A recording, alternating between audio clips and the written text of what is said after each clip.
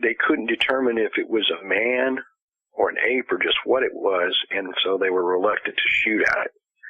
You know, it doesn't matter how much people run their mouth. When you're not really sure you might be shooting at a man, you know, you're going to think twice.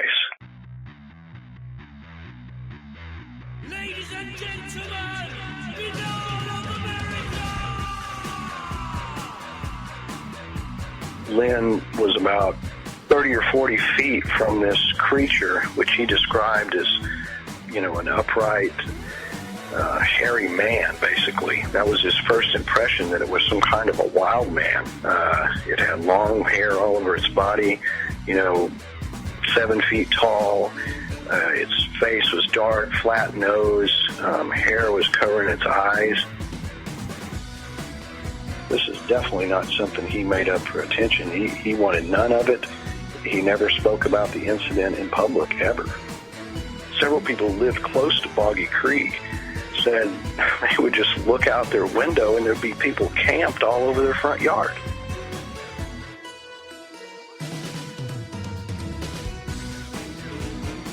I literally just started looking and realized, man, nobody's written a book on this. I can't believe it. You know, the movie tagline is a true story, and so I thought, man, I want to know what was true. What, you know, now I'm an adult. What was really real about the movie? What was the history of the creature? Do people still see it today?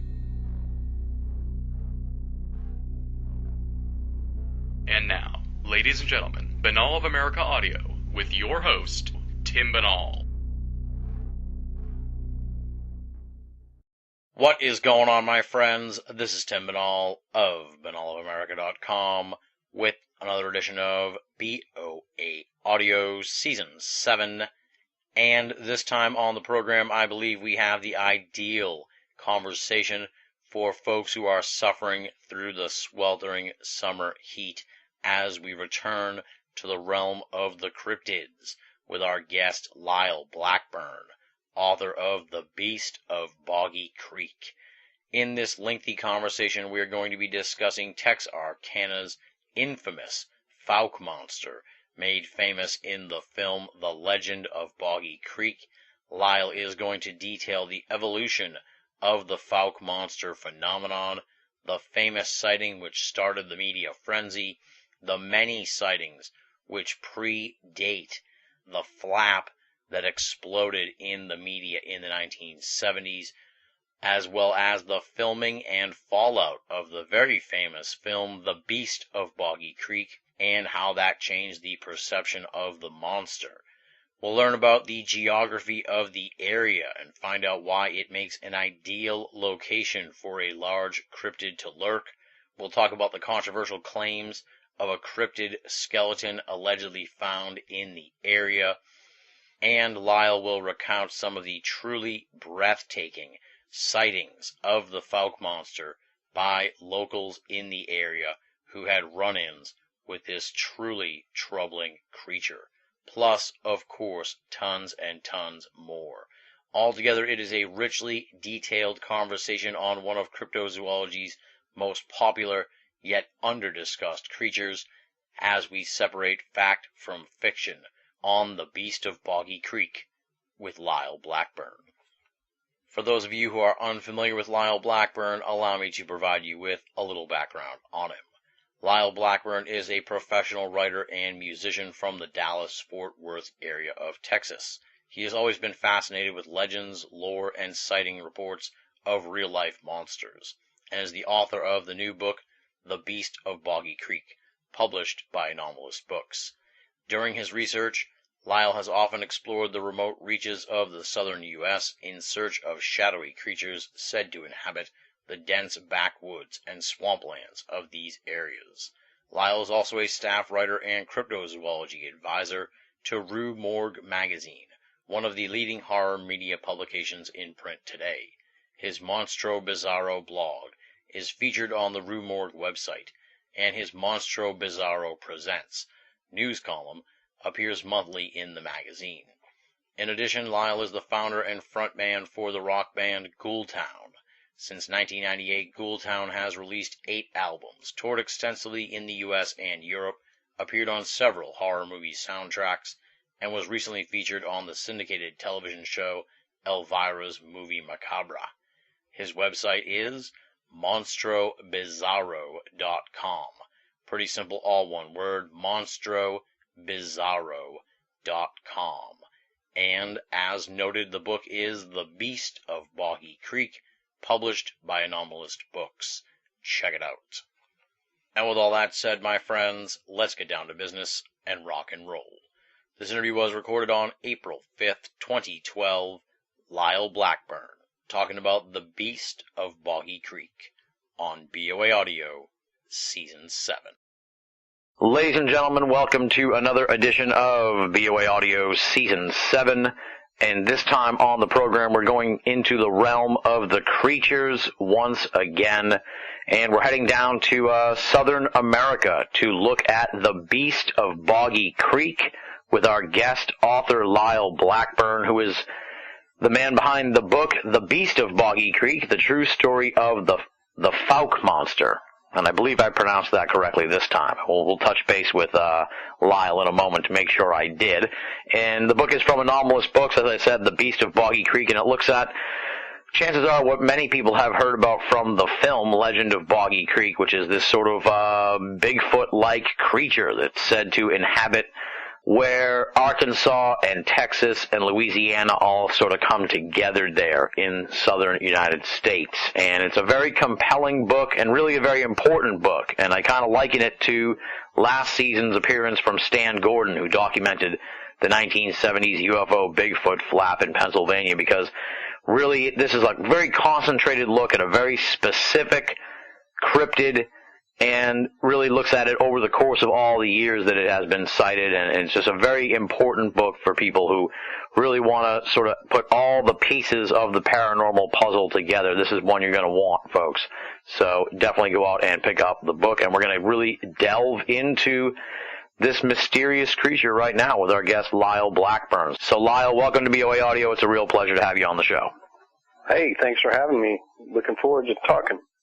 I am too. I just finished the book today, and it was quite enjoyable. And as I said, very important because, maybe you can tell me, have there been any books on this particular creature before, or is this pretty much sort of like breaking some new ground as far as really trying to document the specific creature? Well, it's the first, complete history of the creature. The only thing that there's been Smokey Crabtree, who most people who are familiar with the movie Legend of Boggy Creek and this whole Fouke monster thing, he did some memoirs in which he talks about experiences in making the movie and his family's experiences with the creature. Back in the 60s and 70s, and even more recent in some of his later memoirs. But he only talks about them mostly in relation to his life. His books are full of, him growing up in Arkansas, and they're great books. But, when I was looking around, I really couldn't believe nobody had written a book on this either, at any level. And so I just decided I'm going to do the most complete, thorough history, trace it back as far as I can. I cover the movie, everything. So this is the first book that's ever been written on this. Awesome. Excellent. Yeah, that's what excites me about it, and why I said in the introduction here, it's very important because, this Fouke, how do you say it again? Let's get that one more time. So You got it, Fouke. All right, there you go. This Fouke monster, I'm sure, as you'll attest to, I'm sure it's been mentioned, maybe it's gotten a chapter in some book somewhere, or even maybe a couple pages or a paragraph or something, but this really is sort of like the definitive study on this creature, so it's very, very important for people who are interested in not just cryptozoology, but the whole world of the paranormal, because it's one they want for their library for sure. Now, we usually start out with sort of the bio, the background. Who is Lyle Blackburn? How did you get drawn to the Beast of Boggy Creek? Well, I'm all over the place. I'm a musician, a writer, a Bigfoot researcher. I love all cryptozoology, but as far as my research, it's mostly concentrated on Bigfoot creatures, and mostly here in the Texas, Oklahoma, Louisiana, Arkansas area. Basically, the short of it as to how I came about writing the book was several years ago I started writing for a horror magazine called Rumorg, which is it's on the shelves out there. A lot of people know of it. And I've known the guys for a while because they had covered my band, done features because my band kind of has a horror element to it. And so we've been in the magazine. I guess we got to talking, and I mentioned that I, love cryptozoology and Bigfoot, and the editor there was all into it. He's like, "Oh man, I love the Legend of Boggy Creek, all the old Yeti movies, all the whole thing." And so, like, oh yeah, and I for some odd reason had written some article on Bigfoot in films or something, and I gave him the article, and I've written for some other magazines in the past. But anyway, they thought, "Oh, this is great, man. We should have you cover, cryptozoology related horror movies, because there's constantly the whole, Bigfoot's, a lot of those horror movies." I'm like, "Well, sure, and I can bring in the aspect of the real research versus, the Hollywood version of it and all." So I started doing that, and as I started looking for subjects to write articles on, I thought, man, what is my favorite subject, and as a kid, I was the typical, when I was young, I saw the Patterson-Gimlin film, I saw The Legend of Boggy Creek. I was really young, I can't believe I can remember it, but I saw it at the drive-in when it was running down here in Texas. My parents took me to it, and so I just always loved that film. It kind of hit home for me because, I live only 3 hours away from Falk. I live between Fort Worth and Dallas. And so it was very close. I grew up hunting with my father, so we had been to every little podunk town. We hunted deer in all the woods from East Texas to West Texas, South Texas, camped in Arkansas. And so when I realized, man, Bigfoot might not just be all the way, across the U.S. in the Pacific Northwest or in snow-covered Himalayas. He might, there might be a creature like that right here in my own backyard. So, it just totally hooked me. So when I sat down to look for articles, and I thought, man, Legend of Boggy Creek is awesome, and I literally just started looking and realized, man, nobody's written a book on this. I can't believe it. The movie tagline is a true story, and so I thought, man, I want to know what was true. What, now I'm an adult, what was really real about the movie? What was the history of the creature? Do people still see it today? Those are the questions I was asking, and that's what I set out to maybe write an article, and I quickly realized this is no article. I mean, this is a book. There is so much cool stuff to this story that nobody's ever heard. I mean, like you said, it's been mentioned in some books, Bigfoot books here and there, but they just mention the same 2 or 3 sightings. I mean, there's, I've got 75 sightings chronicled in my book that were in the vicinity. So that's how little people have really gotten about the information so far. So that's how I came to write the book, and here it is. There you go, yeah. And what I like especially about the book, too, is, obviously you use some news reports and stuff like that, but there's a lot of instances where you talk to key players in this story or relatives of the key players or people in the town. Like, there's a lot of first-hand information in the book, which is invaluable to people who are reading it, because it's not like we have to rely on these newspaper accounts. We don't know what was going on and that kind of thing. It's like you went right to the source on a lot of this stuff, which is tremendous. Oh, yeah. I thought,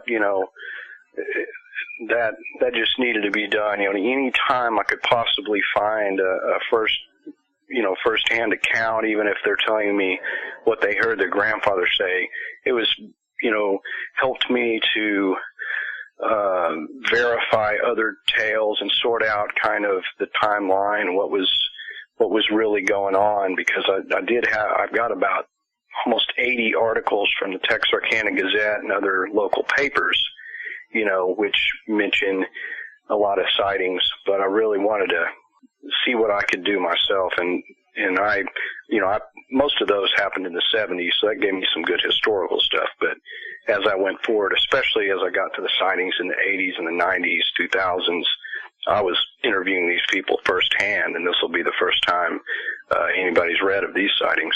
Yeah, it's tremendous stuff. Like I said, I mean, it's invaluable stuff. Kudos to you for doing the legwork and actually going and finding some of these folks or the relatives of folks who aren't with us anymore. It's just tremendous information that could have been lost to the ages. So it's great that you picked up the baton and ran with it. Now, I guess, for the folks who are kind of new to this whole thing or jumping in, well, obviously we're at the very beginning of the conversation, but they're sort of jumping in at the very beginning of this whole thing. I guess sort of let's do a thumbnail, look at the Fouke monster and the Beast of Boggy Creek. Just give people a general idea of what this creature is and how it's been reported to be, if you will. What witnesses say this thing is, and sort of like a little bit about the evolution of it, and we'll get into the specifics of it as we go along. Okay. The basic descriptions are roughly 7 foot tall, hair-covered, man-like ape creature, often said to have a foul odor. Some people have gone so far as to give it descriptions of the face, a dark brownish skin, flat nose. The hair is usually said to be longer on the top of the head. It's kind of close to Bigfoot sightings, of course, but it does have its own personality. The hair seems to be a little longer. It seems to be a little leaner, meaner, more like you would think comes from a swampy area, and that's what Fouke is close to a lot of swampy areas there in Arkansas, and so naturally something living in this hot weather would probably be, a little leaner than maybe a bulkier creature that would live in mountains or the Pacific Northwest or what have you. So yeah. That's the basic description of it. The way it came to everybody's attention was in 1971, there was some reports of it which got in the Texarkana Gazette, which Texarkana is about 15 minutes from Fouke, and that's the paper that covered all the region. And once those came into the paper, it kind of got it to everybody's attention, and that's what drew in the filmmaker Charles Pierce, who had been looking for the subject, something to shoot a movie about. And he was living in Texarkana. He's like, man, this is perfect. I mean, right down the road, people are seeing a monster. And so that's what drew him in. He made the movie. He made the movie for $160,000. It went on to be a huge success in the drive-in circuit internationally. Back in the 70s, it made $25 million. I mean, it was basically the Blair Witch Project or the Paranormal Activity of its day. Yeah. And that kind of made this cryptid more famous than your average, your other cryptids that may be a little indigenous to locales. They didn't really have the seminal movie. And then the Legend of Boggy Creek, of course, inspired a lot of cryptozoologists, sparked their interest. And so, it's had an impact above and beyond because of the movie, but as well, the creature has a good history prior to the 70s as a Bigfoot creature that is plausible to exist in this area. Yeah. And I guess one last sort of background thing to get people familiar with all this is talk about the terrain down there, because I thought it was really interesting and chilling and spooky and weird and just sort of creepy as all hell. Even the pictures are like, ooh, I wouldn't want to go to these places. They're kind of like chilling places. And there's even some overhead shots where it's just so weird with these like rivers, like they're not like straight rivers, they're like snaking around and sort of twisting all over the place, and it's like, yikes. I can, if this creature exists, it makes perfect sense that this is the kind of place where you would find it, in a place where nobody wants to go. Yeah, exactly. I mean, and that's one thing that even I discovered. I'd been up there in those parts, but really when I started looking at in a serious investigative manner, the little town of Fouke, like you said earlier, it's right there, pretty much on the border of Texas, Arkansas, and then Louisiana is very close to there. So it's right in that hub, and it kind of sits in the middle of a huge, just a rich concentration of forest land in that area, a lot of swamps, as you can imagine, you got Louisiana, people kind of picture that. Well, it kind of extends up in that area of Arkansas, and there's like roughly 100,000 square miles of forestry up in that area. So it just sits in a good hub of where a lot of wild animals can easily exist. The Sulphur River, which you were talking about, is what was snaking through there, and the Sulphur River flows from the Red River and flows off into some bayous down there, and all that ends up flowing down through East Texas and Louisiana and hitting the Mississippi. So they call that the Mississippi water web. And when you really start looking at the area, and I've got that cool aerial photo of the Sulphur River Wildlife Management Area where Mercer Bayou is, dude, you look at that, and I've stood up on a hill and looked out across that. You can't really develop it because it's sitting in a bog down there, and there's just not much you can do with it. It is just, a wildlife preserve, and, it's not hard to imagine that something reclusive in small numbers could plausibly exist in there. It's really amazing. Yeah, it's tremendous. Certainly not someplace you want to go if you're not someone who's used to the wilderness. So, I wouldn't be heading in there. Yeah, it's definitely spooky. And I try to convey that in the book, for people who've never been there, and definitely it's got a spooky vibe. And that's another cool thing. And one reason the Legend of Boggy Creek works so well is really because it is a perfect place. I mean, it's a filmmaker would dream of this place to try to create a movie, but this is real, and it's just sitting right there. Yeah. All right, now let's kind of like we've set the stage here for everybody, so we'll sort of dive into the lineage, if you will, of the Fouke monster. I found it really interesting, and I'm sort of shifting my notes a little bit and sort of shifting a little bit of the order of the book so we can kind of keep it in a chronological way, because you already touched on sort of the Fouke monster fever, which we'll get into, which sort of exploded in the early 70s. But you do a great job in the book of conveying how, to the people of the area, especially in the town of Jonesville, there was this sort of wave, if you will, of creature sightings in Jonesville, which is nearby Fouke, and that didn't explode into the media at all. That was sort of just well known by the locals and stuff like that. And it seems to suggest that we're talking about the same creature here, that what was seen in the 60s was seen in the 70s, and of course, there's reports, as you document in the book, that predate that, but they're a little more sporadic. And the 60s ones seem to be the first where this thing, for whatever reason, is in the area, if you will. Right. Yeah, and it's definitely, the same creature. The descriptions are all the same, and that's the fact that was kind of going on prior to the whole media frenzy is just another thing that underscores to me that people were really seeing something that they couldn't explain.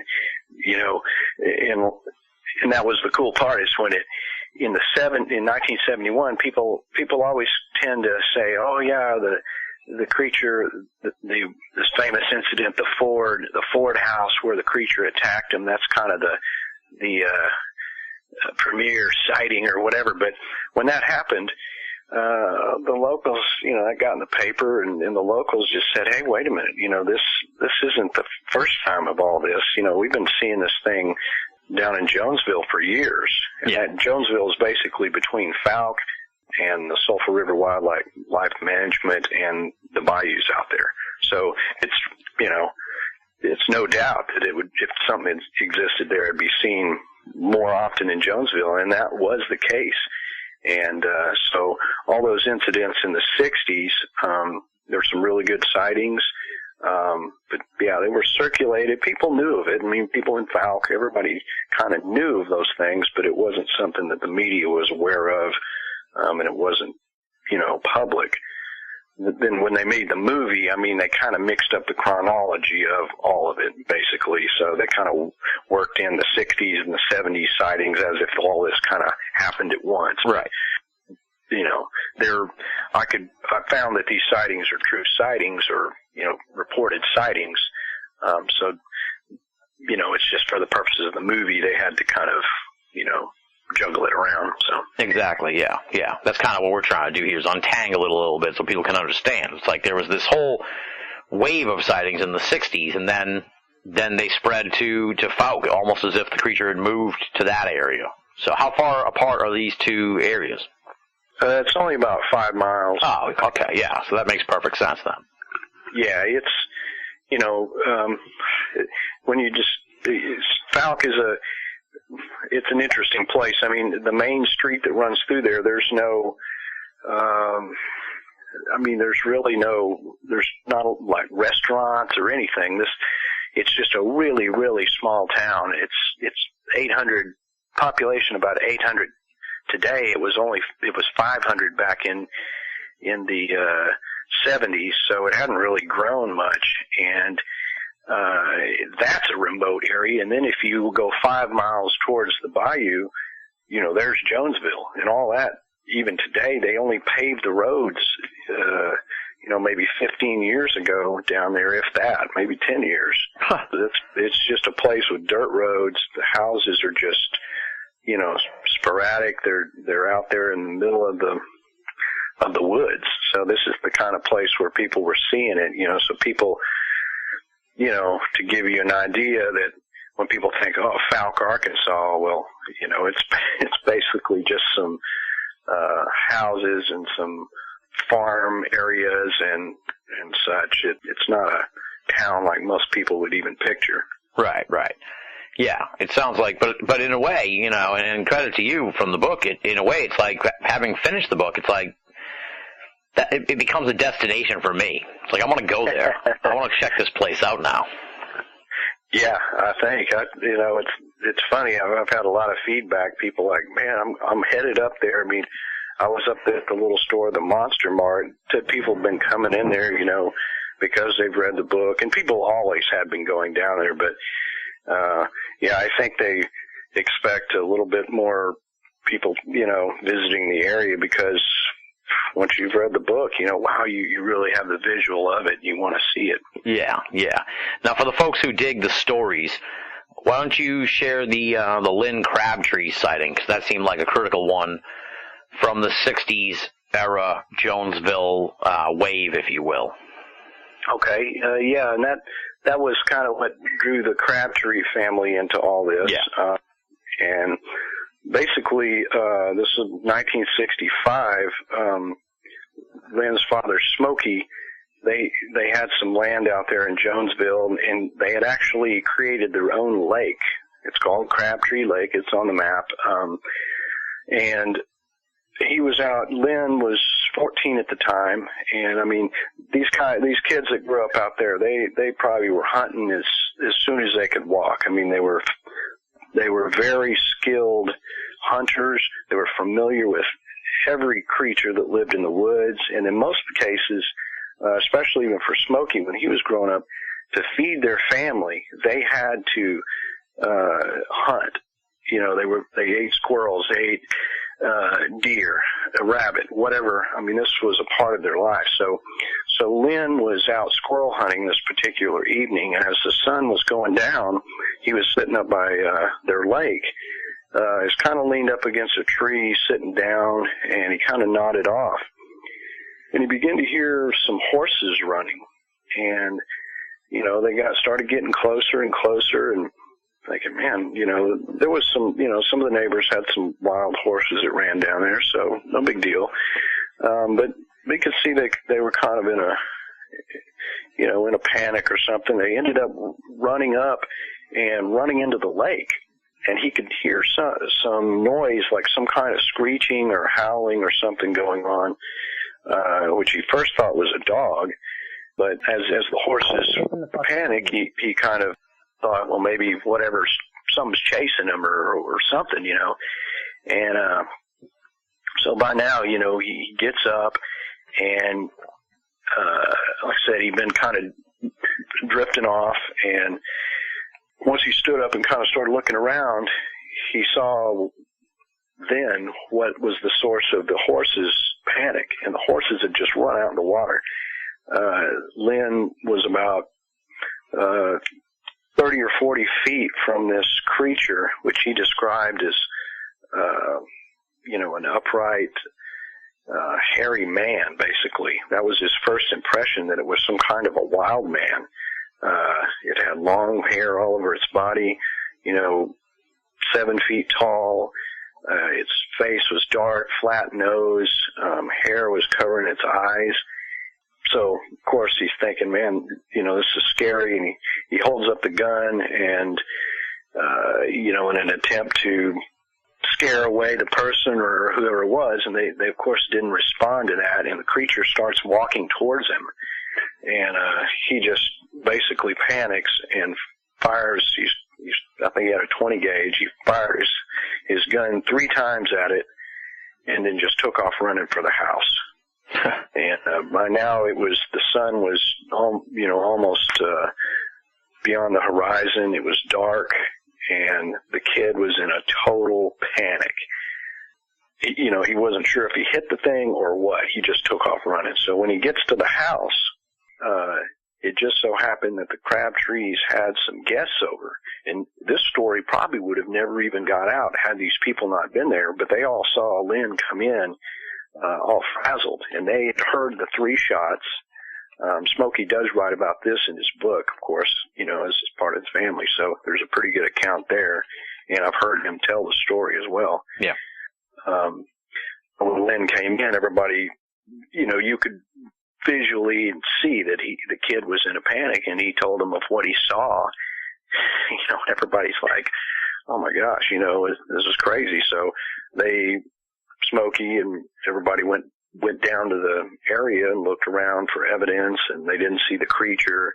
And they spent several days trying to track it and to lure it in with rabbit calls and other things.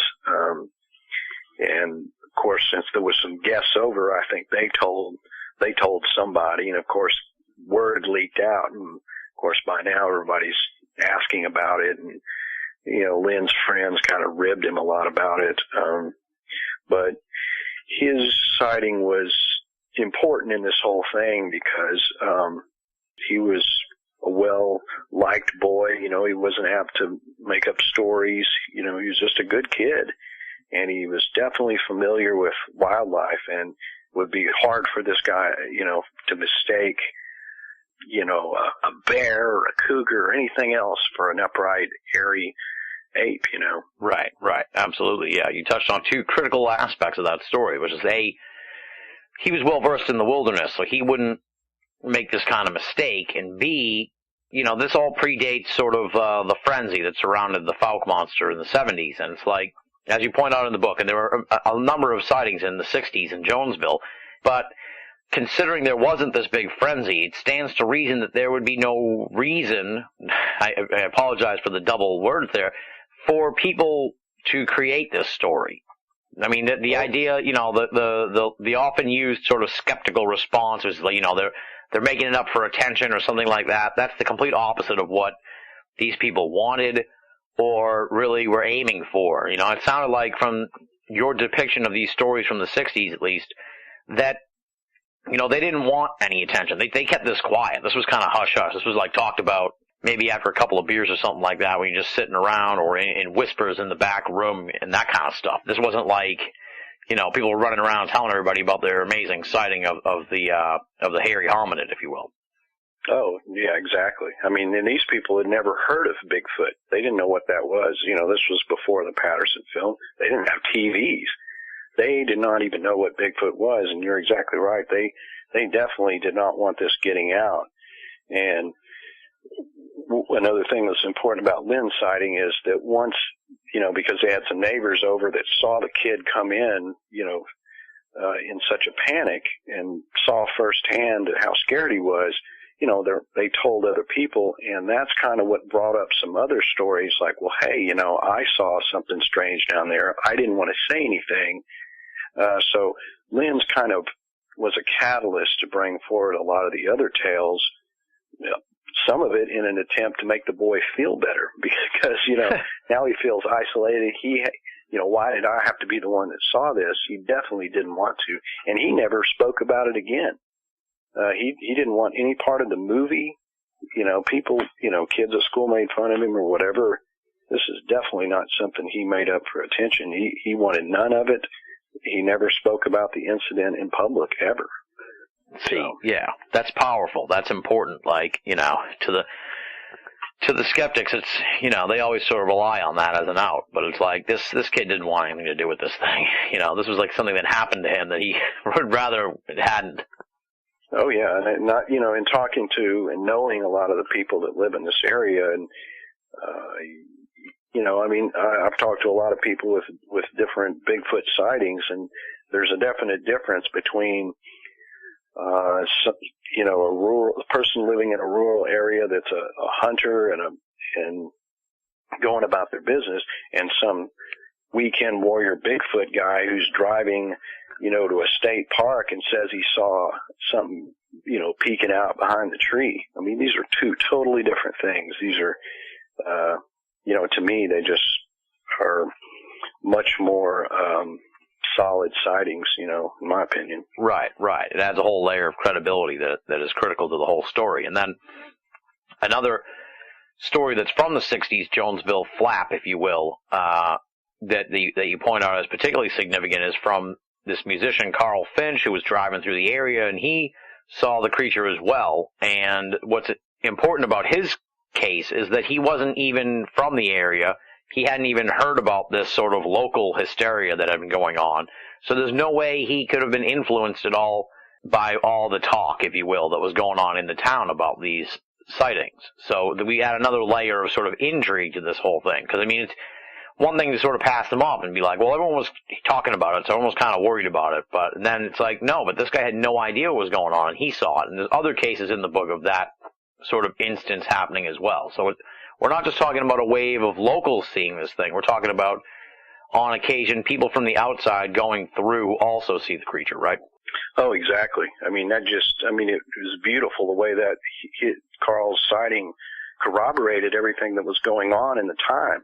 And it wasn't really till I put all this timeline together and told Carl that I said, do you realize your sighting, unbeknownst to you, was, right smack in the middle of when all that stuff was going on in Jonesville. He didn't even know what Jonesville was, he had no idea. He'd seen the legend of Boggy Creek, and it wasn't until he saw that in the 70s that he even put it together that, wow, maybe I saw that thing back in the 60s.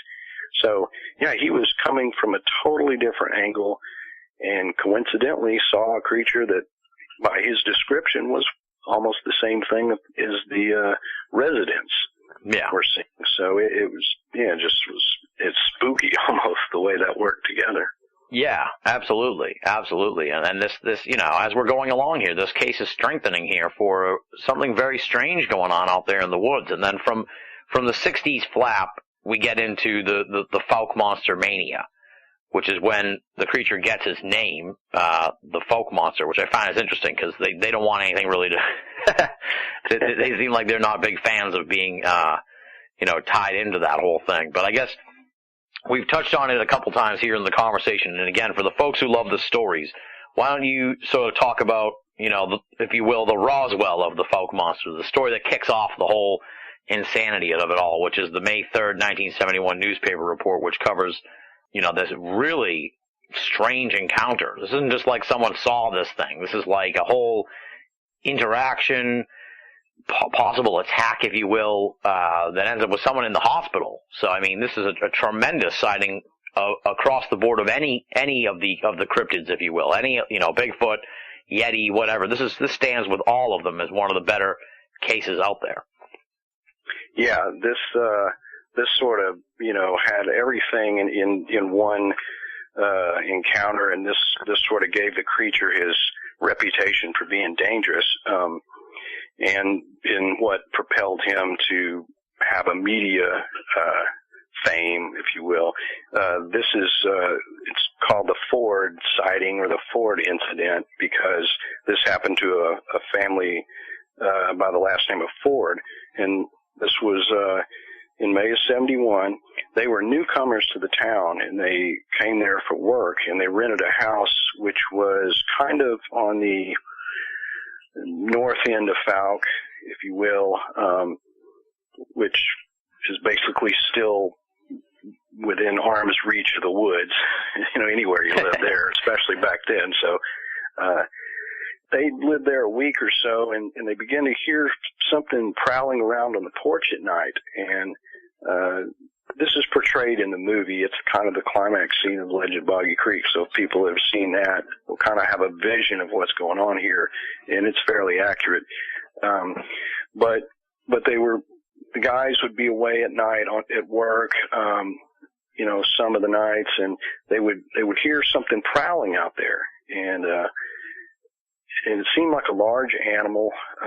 They got, a brief glimpse of it. It was hairy, and in one instance, it actually put its hand through an open window, and Elizabeth Ford described it as a hairy hand or a paw, and they definitely saw it. It was a real creature. It came through the window. And so as these incidents progressed, they were becoming really frightened. And, the girls were upset, and they, asked the landlord for a gun. And it all culminated on a Saturday night in which, again, the creature was prowling around, and they got a look at it, and they believed it to be some kind of upright creature, tall, hairy, big. And so by this time, they decided, we've had enough of this. I don't know what this thing is, but we're going outside. And so Charles Taylor and Don Ford and Don's brother Bobby, they all went outside and was, looking around and saw the thing and took shots at it with their shotguns. And it was pretty dark at night. They didn't have a lot of supplies or flashlights or lights or any fancy stuff. I mean, these people just didn't have a lot. They had just moved here. They're from out of town. They didn't have a lot of belongings. So, people say, well, why couldn't they see it out there in the woods? Well, it's dark. It's woods. They didn't have, good equipment. Right. They don't have floodlights and things like that. This is, rural. Yeah. Yeah. I mean, they're just kind of dealing with it as best they can.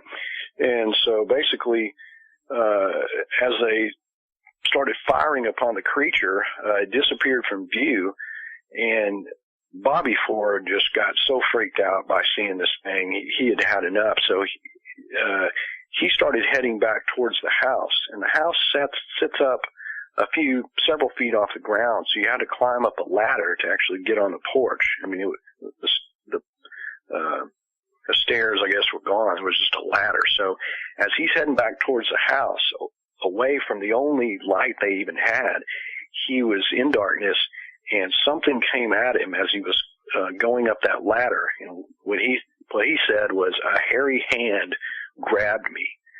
And so he tangles with this thing, stumbles up the ladder, and he's so scared, he just literally puts his hand right through the door, the window glass of the door. In the movie, they show him jumping through the door, which is dramatic, but nonetheless, he did put his hand through the door, tried to get inside, and just got in, shut the door. And by now, after he had basically tangled with this creature, he was in such a panic and shock that they decided he needed to go to the hospital. So they packed up and took him to about 15 minutes away to the Texarkana Hospital. And the entire time they're driving, they had to hold him down in the back seat. He was trying to kick the windows out. He was in a total hysterics, basically. Yikes. And so, they get to the hospital and they treat him for shock and scratches and other injuries. And of course, now we've got a guy who's in obvious state of panic down at a hospital. Of course, the news is going to get out now.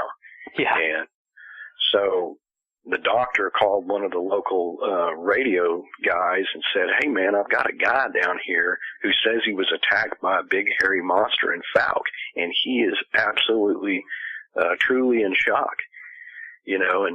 And I mean, they said, he peed his pants, the whole deal. I mean, there was no faking. I mean, I don't mean to laugh at that. I just.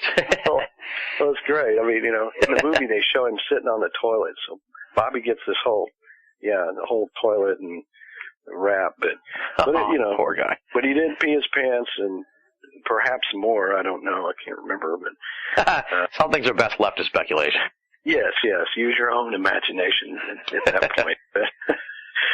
But anyway, so yeah, the next day, the authorities, the news guys, journalist Jim Powell from the Texarkana Gazette goes down there and investigates this whole thing, and the family, the Fords, tell him what had been taking place the prior nights and what they had seen and that they shot at it.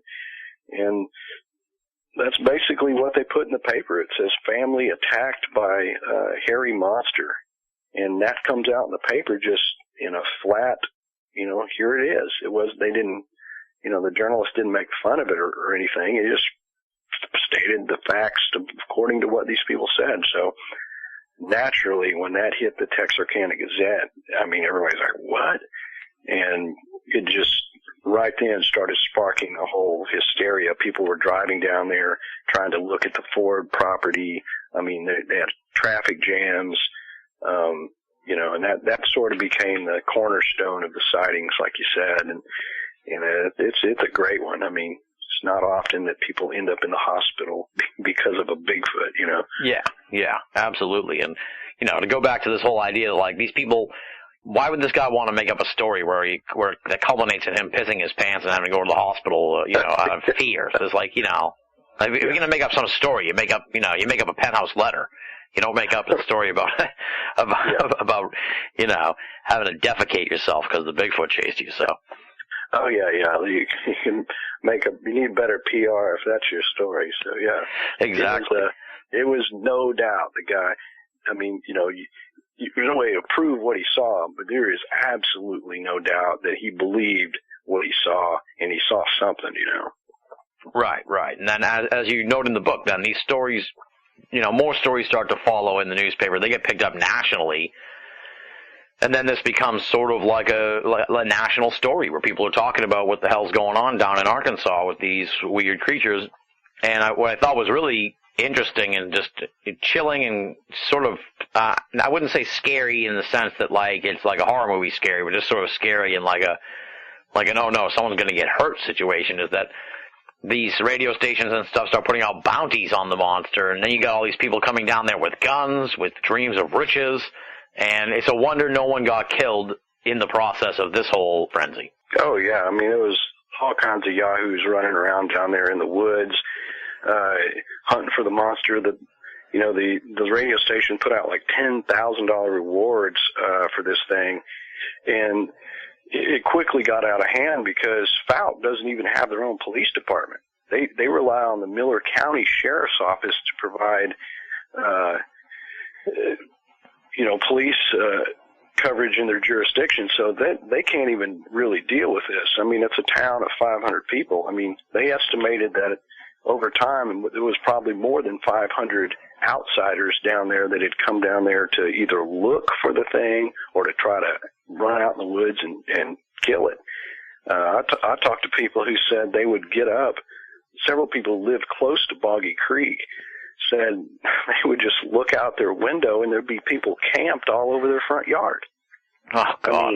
It was just totally crazy. And I don't think it's hard to imagine something like that going on these days. Because, everybody's heard about these kind of things, but back then it was really in the way that the news kind of just reported it. Hey, family sees a ape-like creature run across Highway 71 near Boggy Creek.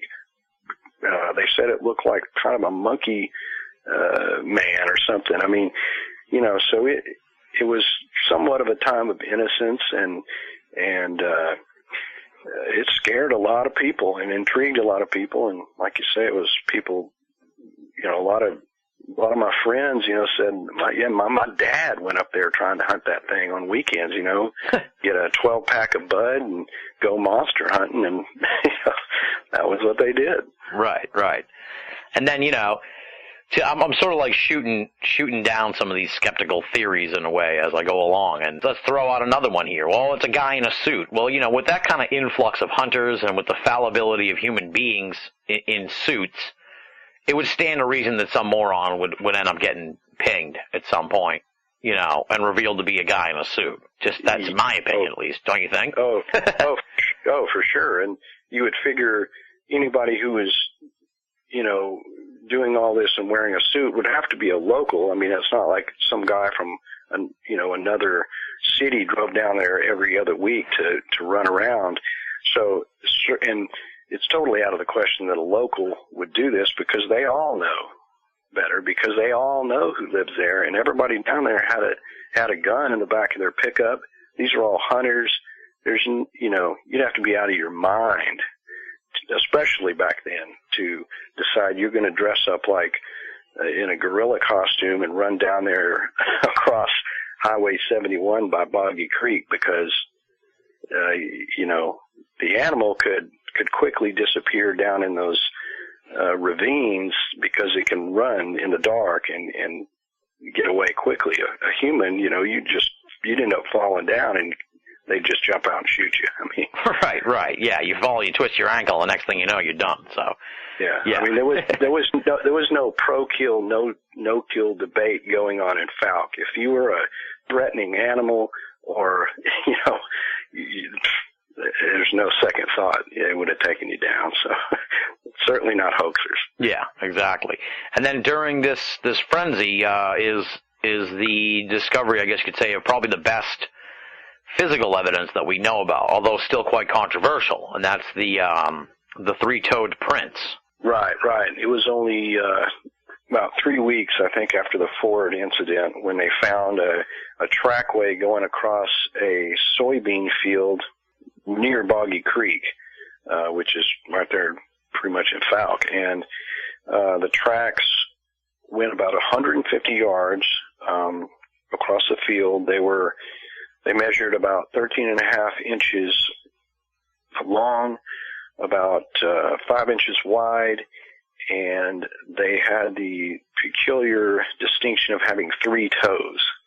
And that wasn't the first time. At the Ford incident, the constable noted that he thought he saw tracks that had 3 toes. Okay. And so when now we have actual tracks very good tracks now that have 3 toes, and that's what inspired the whole Falk monster has 3 toes thing. But yeah, those were investigated by all the police officials, Miller County, the news reporters. Everybody saw those tracks, so that was kind of a major point there in the Falk monster mania. Right, and I noticed this, and you kind of come back to it at the end of the book, which is awesome, because it's always great when I pick up a little note sort of at the beginning of the book, and it comes up later on, because it feels like I'm on the same wavelength as the author. But the 3-toed prints do come up over and over and over again. It seems this is one of the more defining, unique characteristics of this creature that we've seen here. Is that, you know, if we see prints, they're very likely to be 3-toed prints. Right, that seems to be a popular theory, but, you know, there's a lot of problems, not just with the Falk monster, but, you know, in Bigfoot research as a whole about, you know, the possibility that something would even have 3 toes. It's just is not necessarily a natural evolution, not out of the question, you know, and I've talked to different people with different opinions, you know, and I'm kind of constantly modifying my thoughts on it, but, you know, that particular trackway that was so defined, I'm not totally 100% sure that was not, you know, that was legit or not. I don't know, but, most of the sightings don't have footprint evidence, or people didn't note it. So, yeah. You know, and one thing I learned that John Green, Bigfoot researcher, well known, has pointed out that a lot of times if it has 5 toes or something else, people maybe just don't remark on it, you know. But if they see something that appears to have 3 toes, then typically, it's weird, and so they're going to say something about it. So it's not that some other people didn't find some other strange tracks; they just didn't get reported, you know. That's true, yeah. I didn't think of that, but that's totally true, yeah. So, there's a lot of aspects, but I did find a guy who has a pretty good 5-toe track from 2004, I believe. And so, and nobody's really seen that track till my book, and it was a pretty decent track. And this is a good, honest, credible guy with a good story, and he didn't have a direct sighting, but he's it was strange circumstances in which he found these tracks, and they're definitely plausible. So there's a 5-toe track, so you're like, well, so does he have 3 or 5 toes? Hard to say. Yeah. It's really hard to get a gauge on that kind of thing, because you just never know. I mean, I got a buddy whose one toe like curls over the other, so it's like, who knows? Maybe the creature's like that. You just don't know. Yeah, it's just impossible really to tell. So, but, in most people's minds, Fount Monster has 3 toes, so hey, that's cool. Exactly, yeah. Okay, so that's sort of like the frenzy, and then that leads to the film, which is Legend of Boggy Creek, which I have personally not seen, although I just checked on Netflix before the interview, and it is available on Netflix, so I'm going to have them send that to me to check out. So I guess because I'm sure a lot of the listeners have seen the film or heard of the film, and surprisingly, Lauren Coleman, who wrote the foreword, mentioned a whole bunch of cryptozoologists who were inspired by the film, and he didn't mention one that is going to be on the program soon. Neil Arnold, in his official bio, he says that he was inspired by the Legend of Boggy Creek. That's like the first thing that got him interested in all this. So it seemed to have been a catalyst for a lot of people to eventually sort of take up cryptozoology. So talk a little bit about the movie and how it was that's a really cool part of the book too, because it's like a double biography, if you will. It's like a biography on the Beast of Boggy Creek, and it's also sort of like, a making of the Legend of Boggy Creek, which is just as fascinating, really, as the creature itself, because you just can't imagine the guerrilla style of filmmaking like that back in the 1970s. It really was pretty tremendous. Oh, yeah. Yeah, I found that very interesting when I researched back how the movie was made, and I thought, yeah, it makes my book kind of like part cryptozoology, part horror film history or something, but that's kind of the way the creature, has been exposed. So it was perfect to lay out everything that went on, and nobody's really ever covered either aspect. So I definitely wanted to devote a chapter to not only telling how Charles Pierce, was inspired to make the movie, but just how in the hell did he do it on such a small budget and being a first-time filmmaker, and then, what was real about the movie and what was, entertainment purposes. So I sort that out, and I think, of course, people who love the movie, this is, the first, wow, they finally get to, they've asked these same questions I've asked, so now they'll be answered. And if people haven't seen the movie, it just gives you a whole background that when you watch it, you have a much deeper appreciation for it. But basically, when all that stuff was going on, people were, being put in the hospital by the monster. I mean, Charles Pierce was doing a advertising agency in Texarkana, and he's reading the papers like everybody else, and he's like, man, this is crazy. What is going on down there in Fouke? So, he convinced a local businessman to loan him some money so he could get a camera and go down there and just start filming. And he started out kind of thinking he was going to do a documentary, but ended up, making it a feature film, which actually works for the movie because it looks so much like a documentary. And that's what scared people. Like when I saw it as a kid, I was thinking, how'd they get a camera down there while this lady was actually seeing this thing in the woods? I didn't understand. I thought it was part of a documentary. And I mean, this was like, it was like what they call found footage horror movies. I mean, it was amazing. And Charles Pierce it's hugely underrated for his achievement on this. I mean, he was, no pun intended, a guerrilla filmmaker. I know I know 20 people right now who are often trying to make their own zombie movies and so forth on, using their own computer software and everything else, which is a huge advantage Charles Pierce didn't have. But he was a guy who just said, hey, man, I'm going to make a movie by myself. I don't need Hollywood. I don't need nothing else. I just need a camera. I got a perfect story. It's truly frightening. And so he just went down to the town and started interviewing the locals and seeing who would share their stories and who was willing to act them out on camera.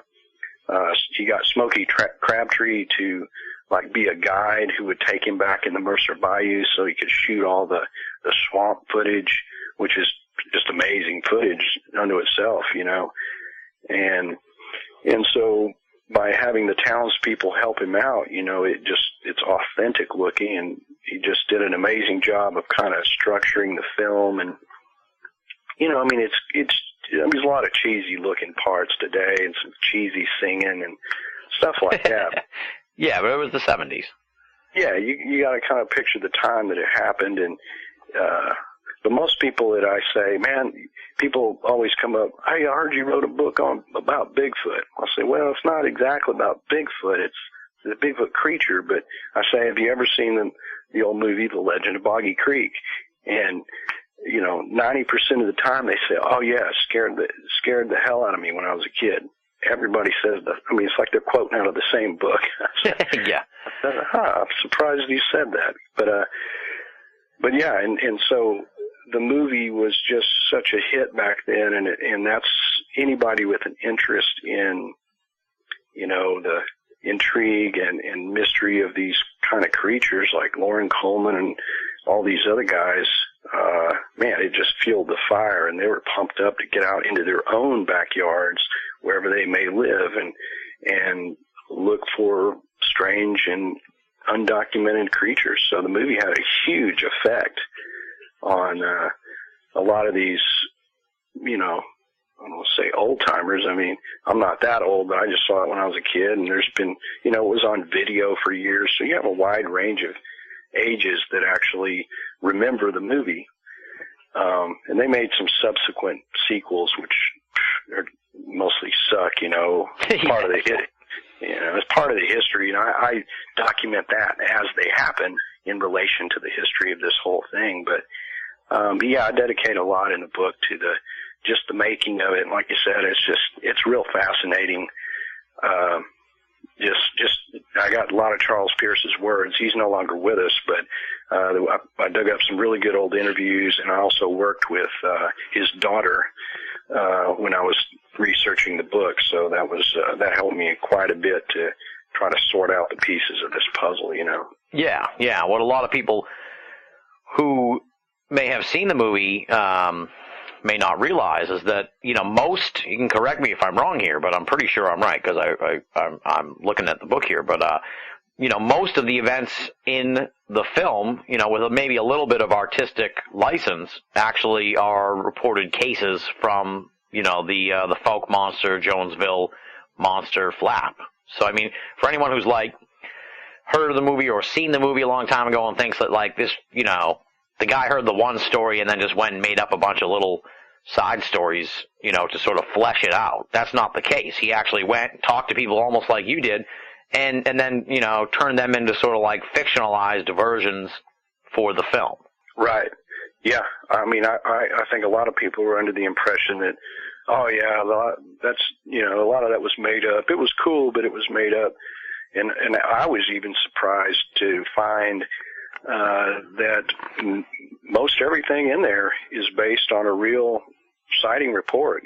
Some of those had been in the newspaper, and of course you had the Smokey Crabtree's son and those stories, and some of these he mentions in some of his memoirs. So I was able to kind of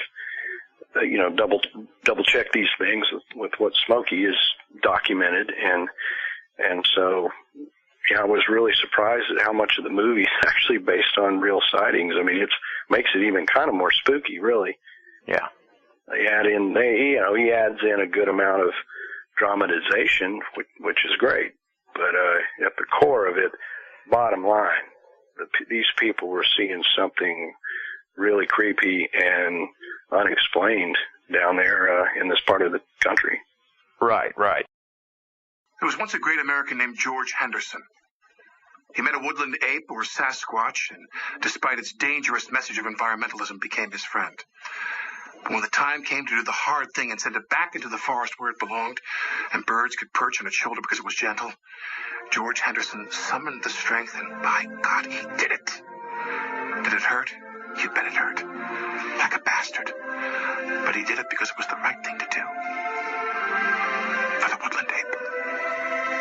You think about that. What? You're listening to Banal of America Audio. Is that Harry and the Hendersons? You seen it? This is my life, Jack. And I thought it was an interesting sort of, but not altogether unsurprising turn of events then. The movie becomes a huge success. And Smokey, who was like a critical part of sort of facilitating a lot of the local aspect of it, as well as the people in folk who either participated in the movie or even people who were just affected by the influx of tourists who wanted to see the area.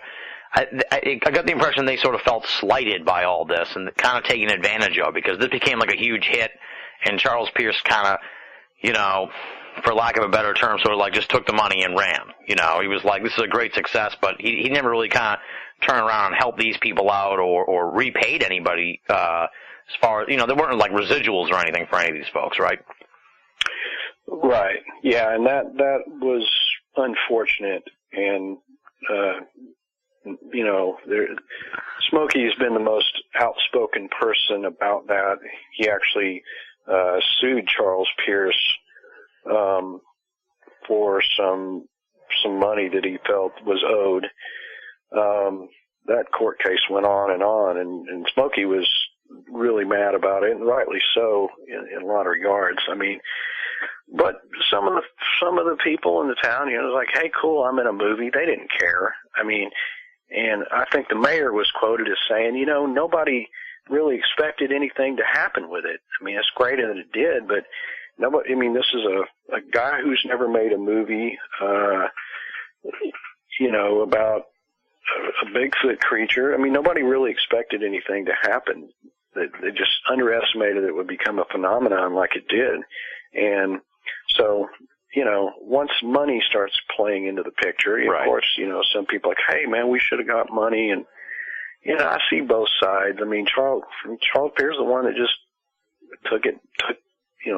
picked up the camera and went down there and did it. And, I mean, he was in debt over $100,000 by the time it was all said and done before he had put the movie out, you know, in this local, I mean, a local businessman down in Texarkana, you know, you need to pay them back. These are rough dudes. I mean, they are not playing around. Yeah. And Charles Pierce, I mean, he was sweating it big time.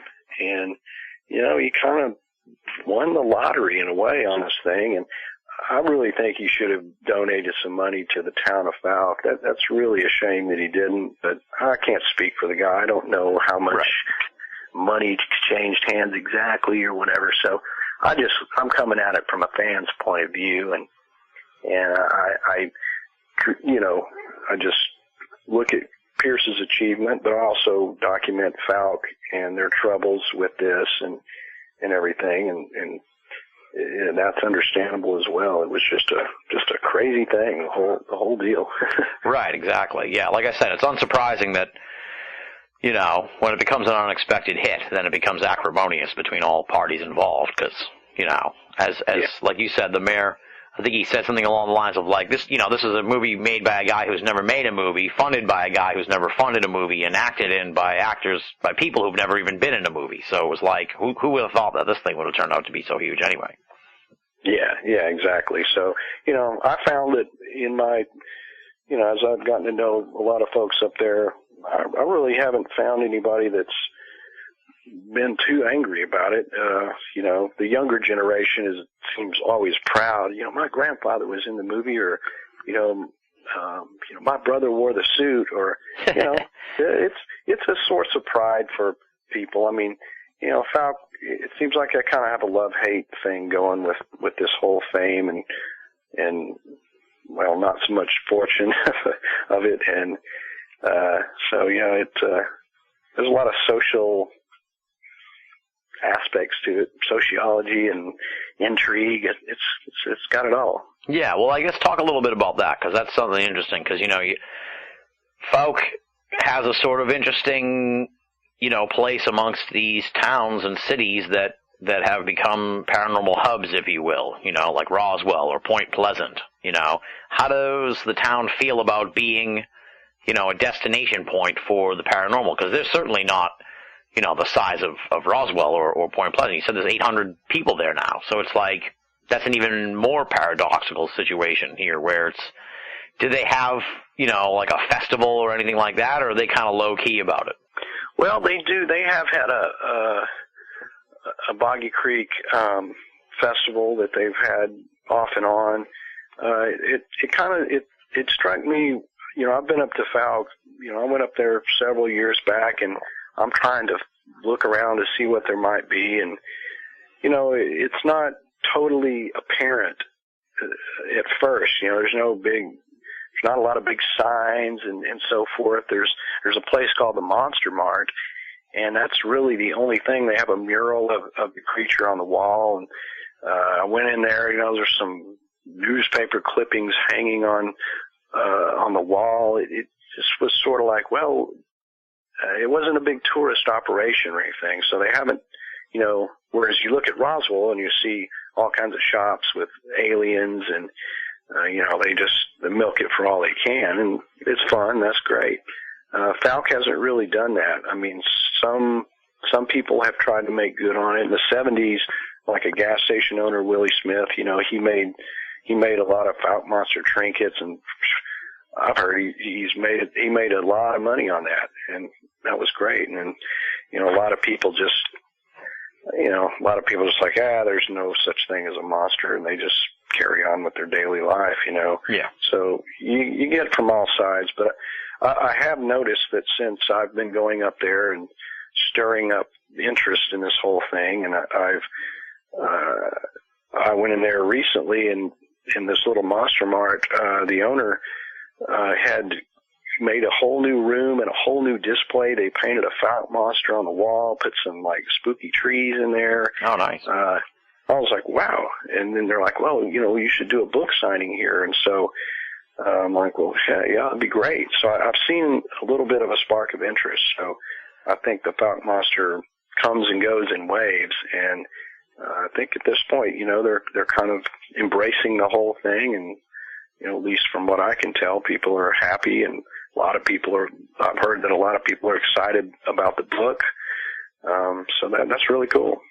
Was the renovation at the Monster Mart inspired by your depiction of it in the book, where you said that it was just like a bulletin board with some fading newspaper articles on there, or had they not read that part yet? Funny thing, they hadn't read the book. They did this of their own accord. Oh, good. So I thought, yeah, that's great. I mean, so I've since given a copy to the owner of the Monster Mart, and my book signing is coming up. So, well, by the time people hear this, it'll have happened. But I felt, I as a guy who just is a fanboy about, the Falk monster and the whole phenomenon, and who's spent hours and hours researching all this stuff in libraries and, out there in the woods, it's kind of an honor for me that I could even play a significant part in the history of this and inspire people to be proud of it. So it's really cool. Yeah. Well, in a lot of ways, what you're doing is tremendous, because it separates sort of the fact from the fiction. Because as you point out in the book, and as we've talked about here, the movie is a double-edged sword. I mean, it inspires a lot of people. It gets people excited about cryptozoology. It makes them want to look into this. But also, on a micro level, it sort of gives people and skeptics the license to say wrongly that, oh, it was all just a movie, and then dismiss it, when that's not the case at all. Right. I'm glad that's going to be out so that people can get the whole picture, because, that people just really only know the proverbial tip of the iceberg in this case, I think, and so I'm really glad that I can just get it out there to people who are interested and want to know and who want to know a cool story, and I feel like that's a good contribution to the Bigfoot world as a whole, really. Absolutely, yeah. Well, it's interesting too that we've sort of dropped the B word here over the course of this conversation, but I found it interesting, and you point out they didn't even have any idea about Bigfoot, and it's interesting too that, like in all the sighting reports and stuff like that throughout the book, maybe up until like the later ones that are mentioned in the book, like you just don't see, this thing isn't described as a Bigfoot. Not like, it's described like a Bigfoot, but it's not described as a Bigfoot. People aren't saying, oh, I saw Bigfoot. They're just saying they saw this creature, which makes, I think, even more potent as far as something worthy of looking at, because this isn't a small town where they're like, hey, let's invent our own Bigfoot. It's like, no, dude, they just have their own Bigfoot, and unbeknownst to them. And later on, in this modern age, we can kind of start to put the push pins in the map and draw the lines, and we're like, okay, well, we got another Bigfoot down here. Right. And I kind of intentionally wrote the book in a way to treat the creature as separate as I could, right. Acknowledging that, of course, it could be part of a more universal species of something, which we collectively call Bigfoot. But yeah, I tried to paint a picture of it, of it unto itself, so that it was kind of what I had always envisioned. It was unique, and it was a creature that I didn't want people to put a lot of preconceived mental images of Bigfoots and apply that just to the Fouke monster. I wanted to paint a picture of the creature that emerged from his environment, that emerged from the sightings that these old timers had reported, and that way it kept it apart, so to speak, from the modern template of Bigfoot. Right, because it's kind of becoming a more and as a cryptozoologist, I'm sure this will resonate with you. It's kind of becoming more acceptable or more endorsed idea that we're dealing with like multiple creatures here. If the Bigfoot exists and all these reports are accurate and all these flaps are accurate, it's very likely, that whatever's up there in Oregon is not the same thing as down here in Arkansas. It's like we're dealing with things that are maybe part of the larger species or whatever, but are very different animals altogether. Like lions and tigers, they're still big cats, but they're totally different animals. Exactly. Yeah, and that's I agree, and that's kind of the way I see it. You've got skunk apes and Bigfoot and different areas, and they can definitely be related, but they don't necessarily have to be one just universal creature. So it gives each of them, evaluate each instance unto itself, Right. Now talk about this story about the massive skeleton, because I have issues with this, but I'll get to them. And obviously I'm pro crypto, so I'm not, I'm not. This isn't a gotcha situation, but I have issues with how this whole thing played out, I guess you could say. But talk about this story about the massive skeleton, because I feel like, and you note this in the book, that like even it was talked about, it was mentioned, they made a documentary about it. A picture exists of it, or at least the feet of it. So this isn't like some huge secret, but then also it's shrouded in a tremendous amount of secrecy, and has long been discussed sort of in rumor and innuendo on Bigfoot forums, despite the fact that a lot of information was out there. And I feel like your book really sort of sets the record straight and adds just tremendous detail to this story so that it can, maybe finally be put to rest, or at least seen in a clearer light. So I guess talk about this massive skeleton story or rumor and all that stuff that had sort of circulated for years, and now we know a little bit more about it. Oh, yeah, I mean, that definitely turned out to be a big, an interesting tangent of the whole Fouke monster phenomenon. And like you say, the skeleton is. I've seen the same things on forums. People taking wild guesses at it. Have you seen this? There's just really no information, even though it's sort of available. But it was hard for me to dig up, everything on it. But I finally did find all the pieces, and I try not to give it away too much here. Right. It'd be tricky, but basically, I think my book finally covers every possible aspect of that. I looked at it objectively, and I got information from as many people as I possibly could to piece together the entire history of that thing. But I've actually seen it, and when I saw it, I didn't really have a lot of prior knowledge of it. I hadn't read any Smokey's books, and Smokey talks about it quite a bit. And when I saw it, I didn't know much, and my jaw was almost on the floor. I was like, what am I looking at? This is the craziest thing I've ever seen. It's spooky looking, it's creepy looking, and it looks like the carcass of some,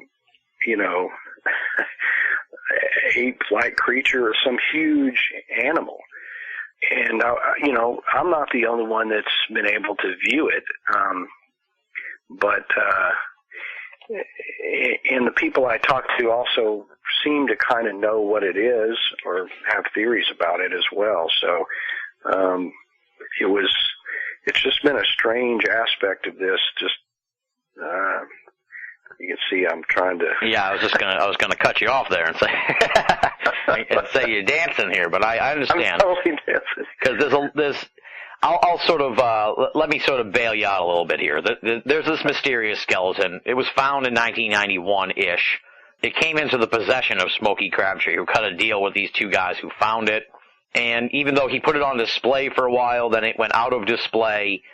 And it's sort of been hidden away, I guess you could say, for like the last 20 years-ish. But Lyle and people who have investigated this previously, like police departments and stuff, have come to a pretty good conclusion of what it is. And with that said, I think people can figure out what it isn't. And the problem I have here, is that okay? Was that good? Yes, that was excellent. That was teaser enough for folks to pick up the book and find out what we're talking about. My issue here with the whole thing, and with all due respect to Smokey Crabtree, I don't know him. I don't know him from Krabby Smoke Tree. So, this is not a personal thing. But it's like, why is this guy still keeping this thing a secret after 20 years? I can understand maybe 5 years you want to hold on to it and wait for the DNA test to come out and stuff, but 20 years, dude. First of all, the jig is up. It can't be a Bigfoot, man, because there's no way it would be sitting around for 20 years. Like, if it was a Bigfoot, it would be all over, man. You'd be a multimillionaire. You'd have the Bigfoot. So it's like, I feel like this guy, and again, I don't know him or anything, but I feel like he's sort of perpetuating the mystery for mystery's sake. Unbeknownst, I don't know why, because he's not apparently making any money off of having this thing in his garage or whatever it is. So I don't know. Maybe enlighten me about all that.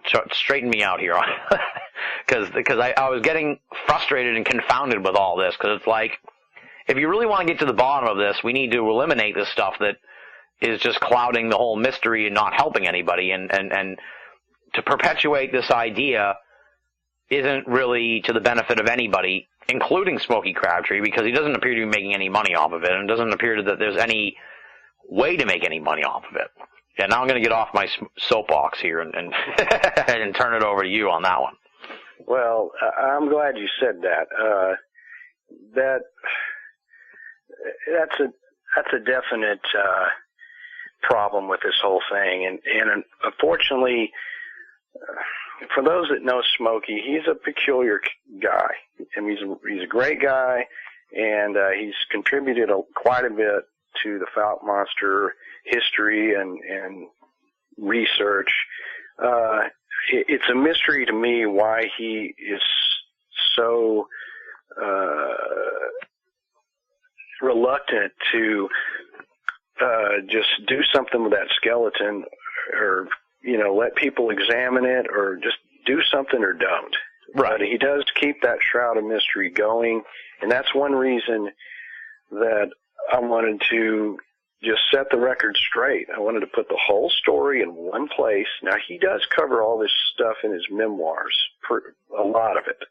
He doesn't, I went and talked to the sheriff, down there near Marshall where it was found, and, I got the rest of the story. And I've also got all the news reports.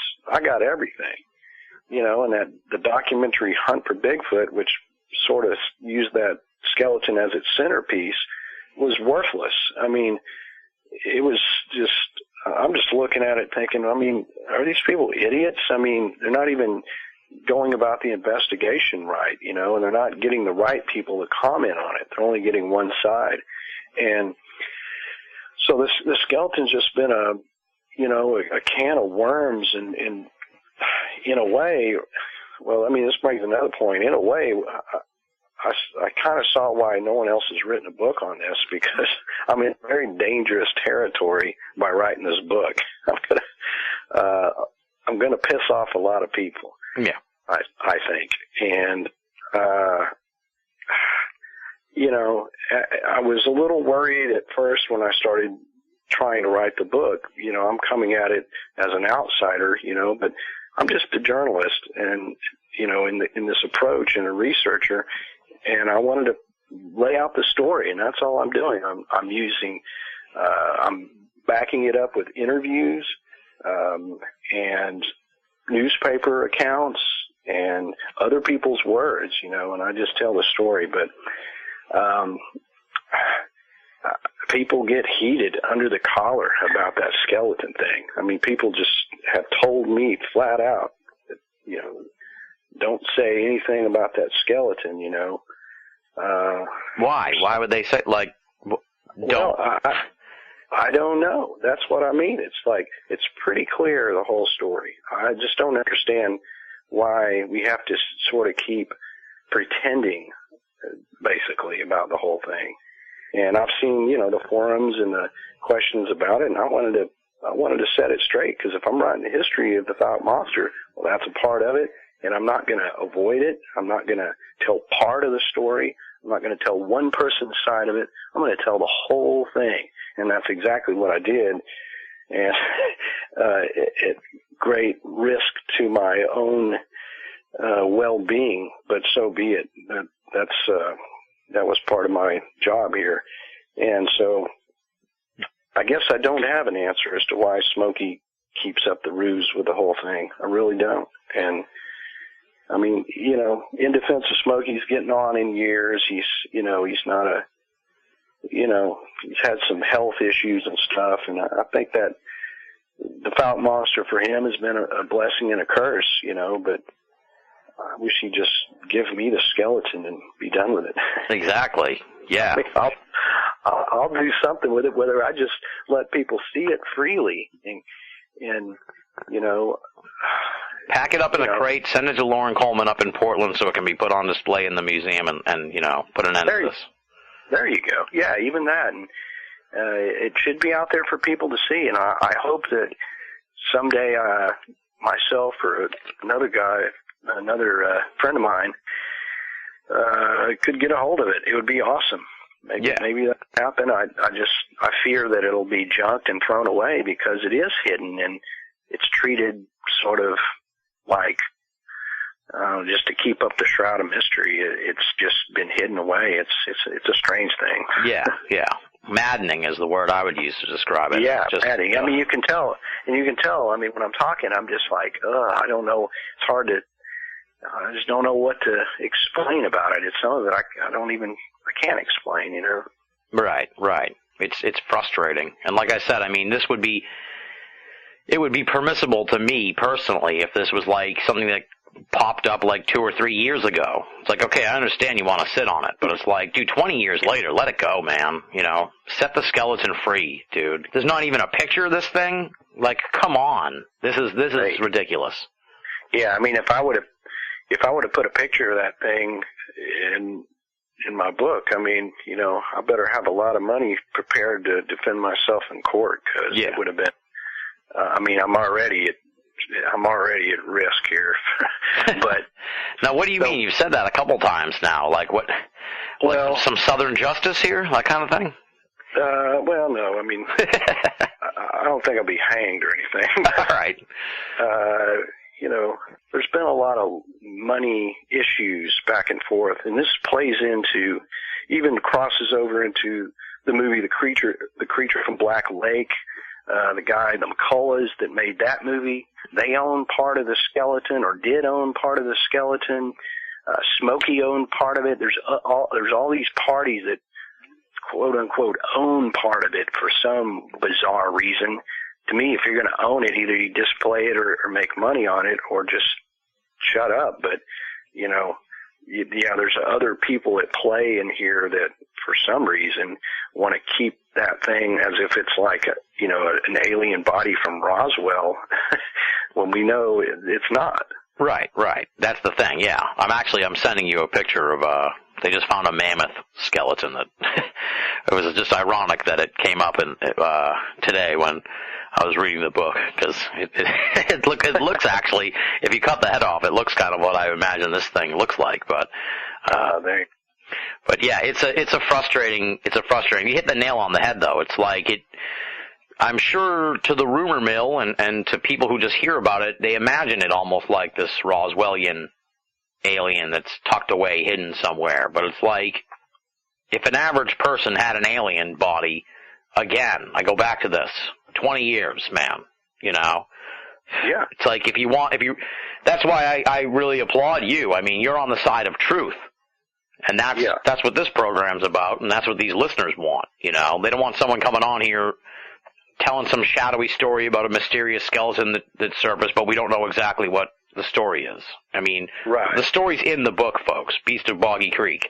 So go out and get it. But we wanted to also, I don't want to leave people I don't want to mislead people is the best way to put it. So, you know, and like I said, I found my blood boiling as I read that part of the book.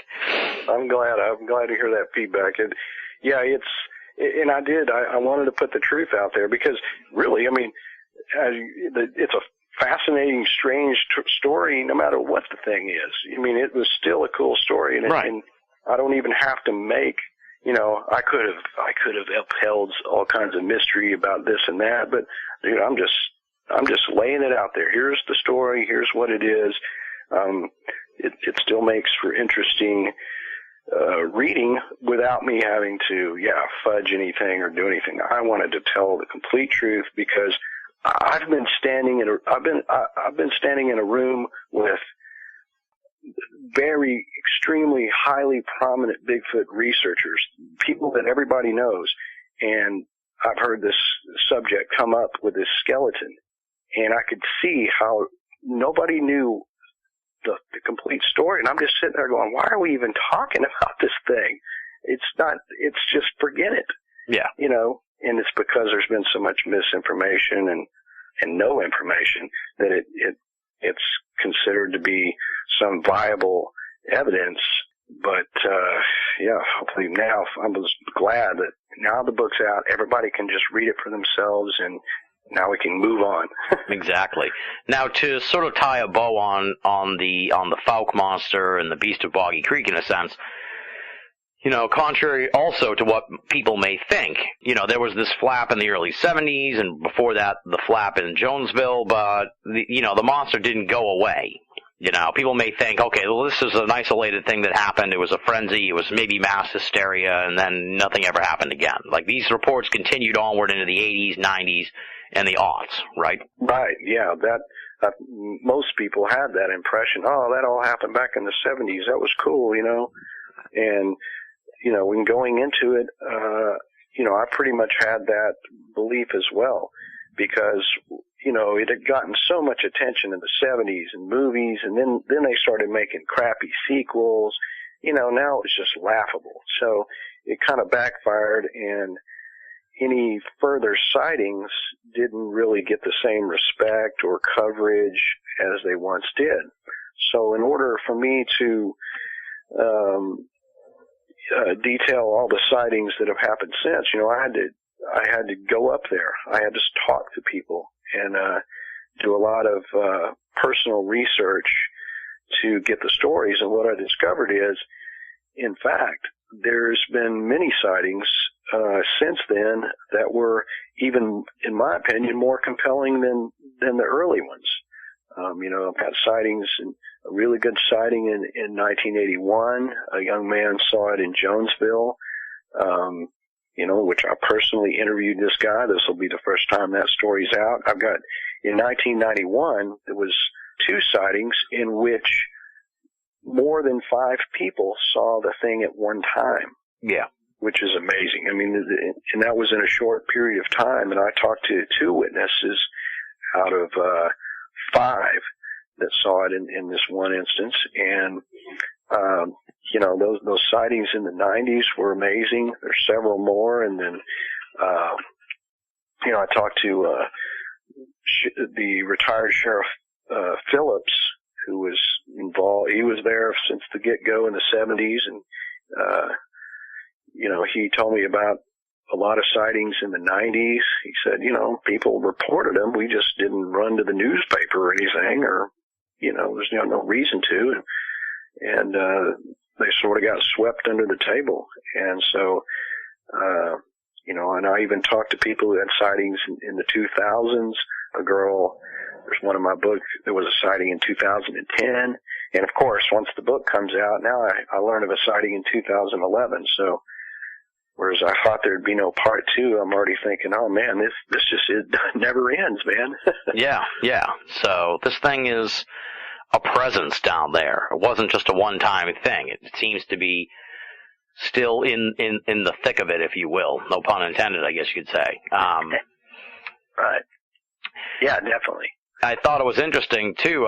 You sort of trace how it stands to reason that the creature would sort of move towards Fouke from Jonesville as development went on. Where do you think this thing may be kind of lurking? Still in the general area, or is it maybe moved a few miles one way or the other? Obviously, if you knew that, we'd bag one, but, I mean, how close do you think we are as far as, like, whereabouts it may be lurking now? Well, it seems to me that there's been a lot of clearing of those forests up there over the years. They've put in another major highway. There used to be only Highway 71, which incidentally it was called the Monster Expressway for a while, which I thought was very cool. They name a highway Monster Expressway. Who knows? And but they put in another larger highway, and that cleared a lot of trees from Fouke. Jonesville's still very remote, but it's not like it was back in the day where you could just disappear into the woods and never see anybody for a week. So as you withdraw back from Fouke and Jonesville, then you hit the Mercer Bayou and some of that swampy area, and then to the west, the Sulphur River Wildlife Management Area. I think that's where any animals would naturally retreat, large animals like this. And, those areas there's still a lot of very remote areas in there. And, moving on down to East Texas is, heavily forested. And it provides, in my opinion, a pretty wide range that something could move and exist. And so I think that you're just not gonna get as many sightings in Fouke. It's not quite on the edge of the woods like it once was, but occasionally, animals move, and apparently it's still been seen. Right. Well, it's always something to the idea, and you kind of mentioned it here in the book about how there seems to be a correlation of seasonal rainfall and sightings. And also, there's also, in my opinion, maybe the possibility of some kind of migratory pattern that we might want to look at as well. But I think that, the more we kind of look at those things, the better off we are as far as figuring out where these things might be. Oh, certainly. I looked into that rainfall. A lot of the townspeople, who could recall a lot of these instances, they all said that as well. They would say, I think that during years of heavy rain, we had more sightings. Of course, this data was so old and stuff, I couldn't quite, get a hold of everything to completely analyze it all. Yeah. Maybe at some point I could, but it seemed to be a viable theory, Yeah, that was tremendous. I mean, if I had the money and the wherewithal, I'd be sitting on a weather situation waiting for that kind of perfect storm, if you will. Again, no pun intended. And then head down there to start looking then. At least that way you have some indicator that, the time may be well to go look for it. So. Yeah, you certainly have better chances during those times. Yeah. So all the advantage you could have. If you're down there, folks, and it's raining a lot, get out into the woods and start looking for this thing. That's right. Just don't be afraid. Yeah. Don't be afraid. The Falcon Monster he's only hurt a few people. And one sort of recurring thing I noticed, too, in the book is these stories of people who shoot at the creature. And, what do you make of that? Is that, because part of it's like, there's no signs of blood or anything like that. So part of me wonders if that's bravado, where it's like, of course I shot at the thing. Where, you're not going to deny that you pissed, you're not going to say you pissed your pants and didn't shoot at it. So you got to say something. So you're like, I shot at it and ran away. Or there's something more to it. You raised the idea that maybe, in one instance somebody shot at it. I think it was Lynn Crabtree with shotgun, but it was like squirrel pellet, and maybe it didn't even affect the thing because of the thick fur. Although also when you talk about shooting, these Bigfoot-like creatures, then that raises the specter of the paranormal Bigfoot idea that you can't shoot at it because it's not really something that can be shot. So I guess I'm throwing a lot of things into this bouillabaisse of a question, but what do you make of, people shooting at the creature and what it might tell us about the actual entity? Well, I think some of that was bravado. Some of the people who claim to have shot at it 15 times or whatever, those particular folks are apt to exaggerate, I think. I mean, no disrespect to them or their families, but I think everybody would agree with me about those particular personalities. So there, I don't think that the thing was shot at as many times as claimed. Now, Lynn Crabtree, I did have trouble reconciling that because I thought this kid can shoot a squirrel, how can he miss, something this large? But, then you have to consider, well, squirrel shot, I mean, if you're using squirrel shot against a bear, I mean, they got the advantage on that. So, yeah. There's a lot of other little factors that go on here that I feel don't necessarily categorize it as any kind of totally paranormal entity that can't be shot at. I mean, I usually approach things as much as I can, and using my hunting background, I look at it as some sort of an animal, a biological animal, like anything else. It could have other adaptable features that make it more elusive and tougher. Who knows? Right.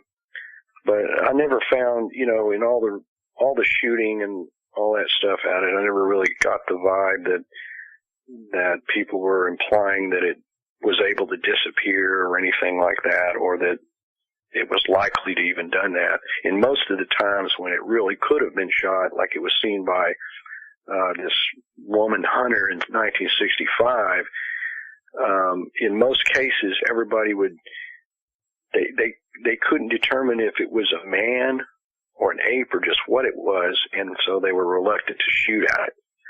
It doesn't matter how much people run their mouth. When you're not really sure, you might be shooting at a man, you're going to think twice. Right, because then you're in a whole mess of trouble. Yeah, so I think that, the times when there was good sightings, when it was a hunter sitting there in a tree stand or something, that it could have picked it off. everything about their sighting was saying that, well, I thought it was a man, and then I realized it had fur, and by the time it's out of sight, you just can't make that quick of a judgment to say, well, it's totally an ape, I guess. I'll shoot it, By the time you can see it, it's gone, so. Yeah, exactly. It's like the whole idea of why people don't get pictures of these kind of things. It's like you really don't have the opportunity to, you only really have the time to process what you're seeing, and then that's over. By the time you process it, the moment's gone, so. Yeah, it's difficult at best, even if you're, you think you're ready and everything. These animal sightings happen often very fast, especially if it's a creature that really doesn't want to be seen and maybe a little more intelligent than the other animals. Yeah, your opportunity is so narrow. Now, you mentioned your hunting background, and you also mentioned the long-standing debate in the cryptozoology field, the kill or no kill. It's always a fun sort of topic for me to discuss with cryptozoologists when they come on the show. I personally lean a little closer to kill than no kill, in my opinion, because, I consider the Bigfoot my nemesis, and I want this story to end in a positive way, where we can actually, have one and move on and live in a world where Bigfoot is real, and, that's my dream, I guess you could say. So I lean, I guess I won't outright endorse the kill aspect of it, but I certainly wouldn't begrudge anyone who did. I guess that's my point of view. But what's your take on this whole kill versus no kill debate that still rages on in cryptozoology? Well, me as a person, I don't try to impart the way I think on others, so I'm cool with whatever anybody wants to do. I'm not going to tell them otherwise. For me personally, I probably wouldn't shoot at it just simply because, if I see it, that's good enough for me. I may think otherwise after I've seen it, but I don't really need to prove it to the world. If I see it, I'm good with it. But yeah, if you're talking about trying to end the debate, then obviously that's never going to end unless there's an actual body. I don't care what kind of clear picture you take. It'll be that'll be debated on the internet forever. Yeah. Unless the body's the only way to do it. And, I'm aware of that. So, I don't, I've been a hunter, most of my life, and, I'll be glad to shoot a turkey and gobble it up. But, I probably wouldn't go out and shoot some, exotic game in Africa just to get a trophy on my wall, because I just don't care about that kind of stuff. So right, that's a whole different kettle of fish. I wouldn't shoot a rhino because we know rhinos are real. There's no right. There's no point in that. But I feel like if I was in the mix and a Bigfoot crossed my path, I don't know. I feel like I'd be compelled to. But quite honestly, and as self-deprecating as it is, I'll admit it, folks. I'm very likely to also piss my pants. So, I can't totally mock not Lynn Crabtree. I can't totally mock the guy in the story earlier for his antics, because it's very likely that the same fate would have befallen me in that situation. Yes, you would be the Bobby Ford of your time. Yeah, I'm cool. Yeah, it's hard to say, and there's so much debate and hot wind going on about kill or no kill. I'm like, well, nobody's shot one yet, so, I'm not going to waste a lot of time with deciding if they're what the intelligence level or how much like a man they are. I don't know. We'll never answer that. It's until one's brought in. So yeah, that's exactly. You make a good point. No one's actually shot it yet. So what? Yeah, it's got the advantage. So even if people don't agree with somebody who's running around actually trying to kill it, well, so far nobody's killed it, so we don't have much to worry about. So Right. I can almost guarantee, too, that, in the event that someone did shoot it, they would be completely unaware of this kill or no kill debate. I think it would be a completely separate, someone third party, completely uninvolved in the cryptozoology community who just pops the thing, out of self-defense or accidentally or whatever, So it's almost a moot point, because I really don't think that anyone in the cryptozoology community would really do that necessarily, or at least I think that if it happened, it wouldn't be someone in the cryptozoology community. And the stories about this creature too, and how people see it, when they're driving around, in a sense, it almost makes you wonder if the Fouke monster and Boggy Creek beast, if it's almost like a prime candidate for the more benign situation where a lot of people say, well, someday someone's going to hit one of these things with their car, and that's going to be how this whole thing bursts open. I have a feeling that if that happens, that area is a prime candidate for that kind of thing to happen, because it seems like it's crossing a lot of roads, and that's where a lot of the sightings are, and, accidents happen. Oh yeah, it loves to cross roads apparently, so it's playing with its own fate right there. So right. I had a sighting recently where it came about 3 feet from getting hit by a car, so it seems to be edging closer. I don't know if some of those creatures' judgments are lacking, but yeah, we might just well have one get run over in the road not too long in the future. Yeah, so, that's the impression I got from reading the book, that it's like, well, that definitely could happen down there, because it seems like, you have 2 instances, as you said earlier, where, you got cars coming in opposite directions, and this thing crosses the road between them. It's like, this thing's just playing in traffic now. Totally. It must have a death wish. I don't know, man. Yeah. Now, you're well more aware of the geography of the area. What are the possibilities that this creature is somehow connected with the swamp ape of Florida? To me, I've always felt that the swamp ape, skunk ape in Florida is always seemed a little more orangutan or a little more what we know as a primate than sort of the more taller, upright, shaggy-haired creature that's described like the Fouke monster. So in my mind, I always pictured them as 2 different, possibly related, but 2 different species, Yeah. Just the same as I feel like that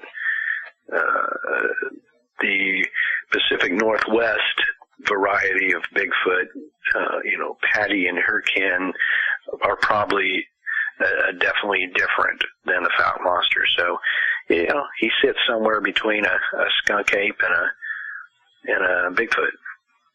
There you go. Yeah, exactly. Is it close enough where is that kind of a vast enough difference in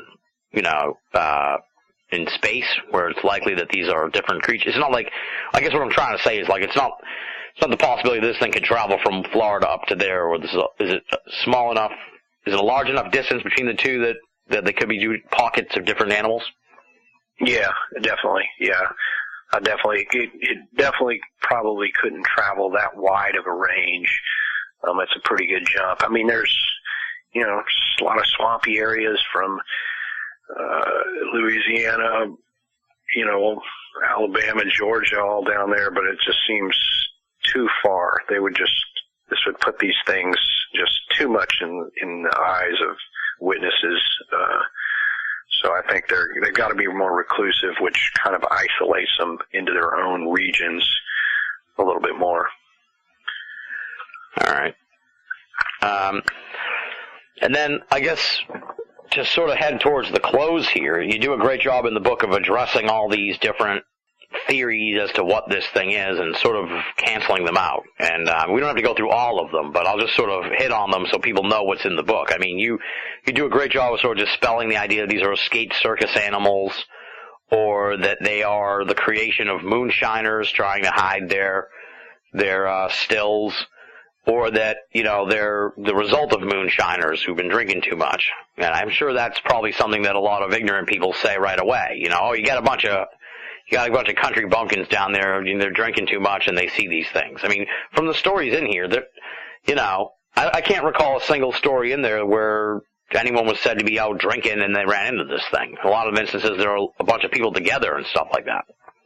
Yeah, and I didn't have a lot of reports like that. And in fact, anything that I deemed to be kind of sketchy or not credible, I didn't include in the book. So everything that's in there was what I believe to be the most solid sightings There wasn't a whole lot of others really, but there was some goofballs that said they saw it, and they were obviously just driving around in the 70s kids, goofing around. I just threw those right out. So, definitely the whole notion of everybody's drunk down there, sure they see weird things is totally wrong. Yeah. Well, I just wanted to clear that up, so because there's people out there probably rolling their eyes, going, "Well, what are you covering this for? It's stupid." They need to really pick up the Beast of Boggy Creek to get to the bottom of all this. And at the end of the day, it appears to me that we have some kind of Bigfoot-esque creature running around down there. I mean, it doesn't seem to add up in any other way to anything else, and it's a classic sort of tale of the paranormal in a sense, where you get one explanation could explain one of the sightings, but it doesn't work for all of the other sightings until you finally get to the Bigfoot creature. So that to me is what I think makes it such a solid thing. As we said earlier, like about Carl Finch, he's an outsider, so he couldn't be susceptible to the mass hysteria. This Fouke monster fever came along way after the Jonesville sightings, so they weren't trying to get on board and monetize the whole thing. So it's like as you cancel out more and more potential reasons, you're ending up left with a Bigfoot-like creature, it seems. Yeah, that was my conclusion. I'm not sure exactly what these folks saw, but they definitely saw something very strange, and they definitely saw something that they believed to be real, and that they described, in faith to their fellow friends and family, in all honesty. And it's just at the end of the day, when I got done with my research, I mean, I definitely believe that there's something down there. There's got to be.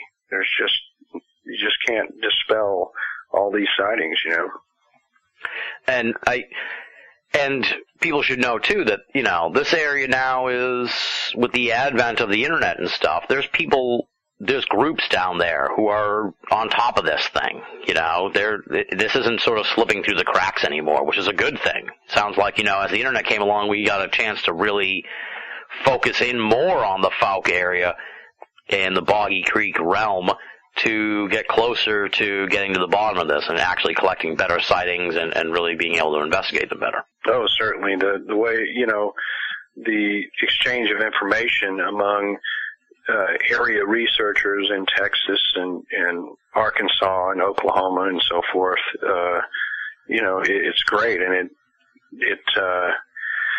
it provides data and resources for everybody else to look at and to start correlating all these sightings together. And let's combine our notes. Let's combine all of our sighting reports and analyze those. And that this allows that. And I think that hopefully my book will provide a lot of data about the Boggy Creek thing, and will help others to expand their efforts to get to the bottom of it, I think so, yeah. I feel like the book will really light a spark under people, who maybe had dismissed this previously as an aspect of the movie or something like that, or a creation of the movie, to take a second look at it, which is important. I had always been under the impression that it was just a series of Bigfoot sightings and they made a movie about them. I didn't realize till I read your book that there's so much more to the story. Exactly. And since you know the area pretty well, this is always another question I sort of pose to cryptozoologists, and I figure it'll be sort of a fun one to throw at you. Let's say, money's no object. Let's say I won that big lottery they had last week. And, I called you up and I said, Lyle, whatever you need, let's get this thing by the end of 2012 or whatever, let's just get this thing. How would you go about, going after the Fouke monster? Well, I think that the best way to get a sighting, a photo, or a body, whatever you want, would be to get enough equipment and be able to go into the remote areas and stay for an extended period of time. Get away from don't go to Falk, don't even go to Jonesville. I mean, don't bother driving the roads. I mean, go out there into the remote bayous, in the Sulphur River Wildlife Management Area where nobody else is. Because if this creature, is a real animal and is, trying to remain elusive, that's where he's going to be. So I think if you had the resources, you could just stay out there for 6 months on end, and you could get yourself into the area where these creatures will most likely be, and then just kind of try various techniques, try a little bit of a grid search, walking, it's easy to canoe around down in there because there's so much water, so that's an easy way to be silent and to move about. Try some still hunting, set up in a tree stand, try things like that. So I think if you tried a variety of these things, you would certainly increase your chance of a visible sighting, because if you look at the sightings, it was, hunter and tree stands have seen it. People who were setting out trot lines, who were in the river, have seen it. People who were fishing in ponds quietly, they've seen it. So if you just kind of look at what were the circumstances around the most credible sightings in the woods, and just use those as your kind of starting point, I think that's what I would do. I had the money and the vacation time. Exactly, yeah. And having looked through the list of sightings, it appears a lot seem to happen, between the springtime and sort of mid-fall. But then that stands to reason that that's when people are out and about and stuff. So you can't really base too much on that, and the idea that, that the creature's around that time of year. Because, people really aren't out in the woods hunting and stuff, presumably, right, in the wintertime. Yeah, not too much. I mean, one of the problems with the summer out there is it is incredibly hot. Last year down here it was just miserable, getting up to 108, 110 degrees, and if you get in a high humidity area, it is horrible. And they have what's called buffalo gnats down there. We were recently canoeing down the Sulphur River, and these things just attack you like a swarm. Oh, they're like God. giant gnats. And it's miserable. So it's unfortunately kind of hard, because when the summer months hit, creatures may be apt to be moving around or whatever in the early morning, late evenings. But if you're going to be out there for days on end, it's kind of miserable. So, spring and fall are the best times to get out. And of course, those end up being hunting season, so you got to watch out for, people hunting deer. And a lot of hunters up in these areas. But that's what, generates some of the sightings. But there has been some in the winter. Yeah. And, if you can move about in the winter, animals certainly are going to move around probably a little more, even during daylight hours or things like that, because it's not so miserable. The winters can be pretty cold here. People don't realize how cold it gets, but sometimes they can be fairly light. So you almost kind of have to be ready at a moment's notice. I just kind of keep looking for the weekends that all of a sudden get to that right temperature where it's not too cold, not too hot, and try to get out on the river up there or something, Yeah. So, because, really there's been a concentration of sightings, but they still exist all across, all around year round, so. It sounds like, and based on what you're telling me and what you've researched, this creature's still lurking out there, so hopefully more information comes to light and it takes its place amongst the more famous, well, it already is pretty famous in the realm of American cryptids. So yeah, this book will push it even further towards the top, I think. Yes, I hope so. I have a certain childlike affection for the Falk monster, that I've always had. So I'm honored to contribute to his further success and discovery. You've teased a potential sequel to the book, But, what's next for you? What do you have going on? I know you got the band and stuff, and chances are you're probably sort of balancing both of these interests and work. So, what's going on? What's next for Lyle Blackburn? Well, I'm kind of trying to figure out that. I've had so many suggestions and so many of my own ideas.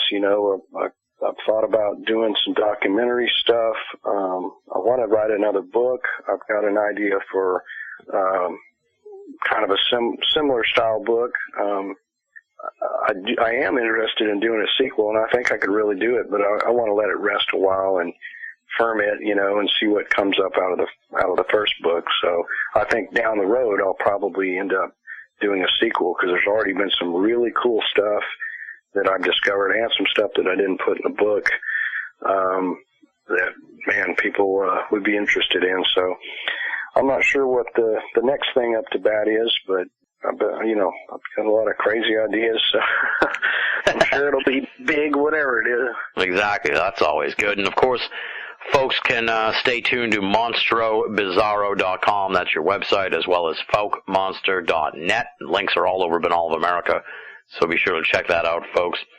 And on that note, we come to the end of this conversation. Lyle, I can't thank you enough for coming on the show and giving us so much time. I really do appreciate it quite a bit. And as I said, you've done just yeoman's work here, really crystallizing the folk monster, the Beast of Boggy Creek, and placing it in the proper context of cryptozoological history, and, as we've discussed over the course of this conversation, really sort of straightening out a lot of the misconceptions that have surrounded this thing. So, I mean, you have done tremendous work, and I tip my hat to you, sir. Just an amazing job. For any serious student of the paranormal and cryptozoology, this is a must-have book, my friends. The Beast of Boggy Creek, the true story of the folk monster. It's from our friends at Anomalist Books, so be sure to go and pick it up. Lyle, once again, kudos to you, sir. Outstanding work, and thank you once again for coming on the show. You bet. Thanks for having me. It's been great. That does it for this edition of BoA Audio Season 7. Big thanks to Lyle Blackburn for joining us on the program and giving us so much time. Be sure to check out his website, www.monstrobizarro.com. Pretty simple, all one word, monstrobizarro.com. And definitely go out and get your hands on The Beast of Boggy Creek, published by Anomalist Books. Just punch in Anomalist Books or The Beast of Boggy Creek to find out more information on this awesome book. And be sure to check it out. Moving right along now, it's time for BoA audio listener feedback, but since we are well over our 10-day goal for this edition of the program, I am going to eschew BoA audio listener feedback this week, save it for another edition of the program. I've got tons of awesome emails and messages from folks with insights into the program, as well as guest requests and other fun stuff. I've got them all saved. Don't worry about that, folks. But like I said, since we are so late in the process, I want to hurry up and get this program out to people as fast as possible. Otherwise, it just may slip through the cracks for another few days. If you would like to get in touch with me for a future installment of BoA Audio Listener Feedback, or you just want to write to me about the program, there are a number of ways to do it. You can write to boaaudio@hotmail.com, or head on over to banalofamerica.com, BINNALL of America.com, and click the contact button.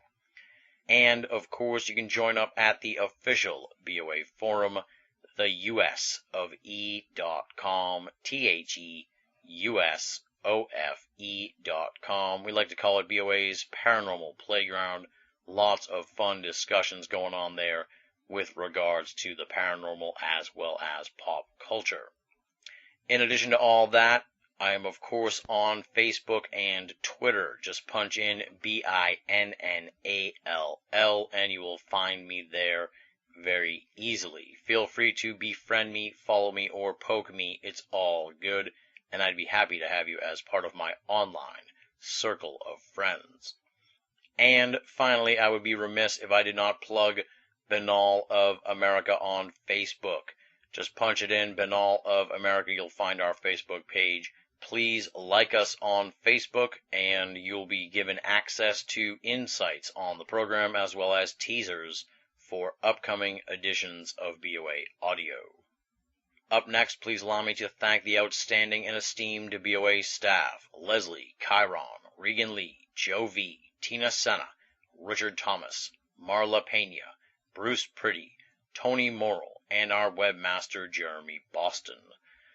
Since the last time you heard from me, we've got an all-new piece from Tina Senna sharing some of her ghost stories with the BoA readers, and we've got an all-new Shadow of the Shinigami by Marla Pena that is locked and loaded and ready to be posted at BoA very, very soon. And we've got a few other columns in the pipeline as well. We say it week in and week out, my friends, but it is the truth. If you're only listening to BoA Audio and you're not reading the columns at Banal of America, then you're only getting half of the story. BoA, make it a part of your everyday search for esoteric news and opinion. Now comes the time in the program where I take my hat off and pass it around to the BoA Audio listeners and ask you to make a donation to the BoA franchise. How do you do that? That's simple. There's two ways to do so. Head on over to Banal of America and click the PayPal button. You'll see it right there on the left-hand side of the screen. That'll take you to PayPal. They'll walk you through the process. It's safe, simple, and secure. But what if you don't trust the internet and you want to make a donation then via snail mail? Well, luckily we have a P.O. box that can take care of that as well. You can mail your donations to Tim Banal, P.O. Box 232, Pinehurst, Mass. 01866, and you spell Pinehurst Pinehurst. As always, and as noted here at the end of the program numerous times, if you are mailing a donation, please make it payable to Tim Banal and not Banal of America, since my bank will not cash those donations. And please include some means of correspondence so I can reach out to you and thank you for your donation. As always, no donation is too small, and all donations go towards Banal of America and BoA Audio to help keep the entire franchise up and running, commercial-free, and freely available for all of our great readers and listeners the world over. On the next edition of the program, we are welcoming back one of our long-time friends, talking about the crackpot historian himself, Adam Gorightly.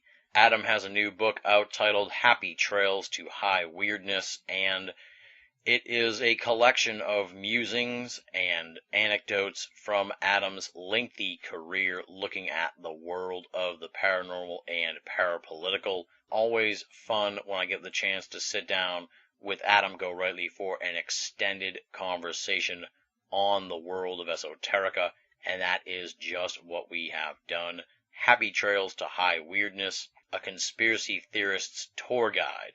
That is, of course, the new book from Adam Gorightly, which we'll be discussing in depth on the next edition of BoA Audio. Be sure to tune in. And on that note, we close the book on this edition of the program. Once again, big thanks to Lyle Blackburn for coming on the show. And, of course, thanks to all you great folks out there, the hardcore BoA Audio listeners. You are the fuel that drives the BoA mothership. Thank you for making BoA Audio a part of your esoteric audio playlist. Until next time, this is Tim Banal, thanking you for listening and signing off.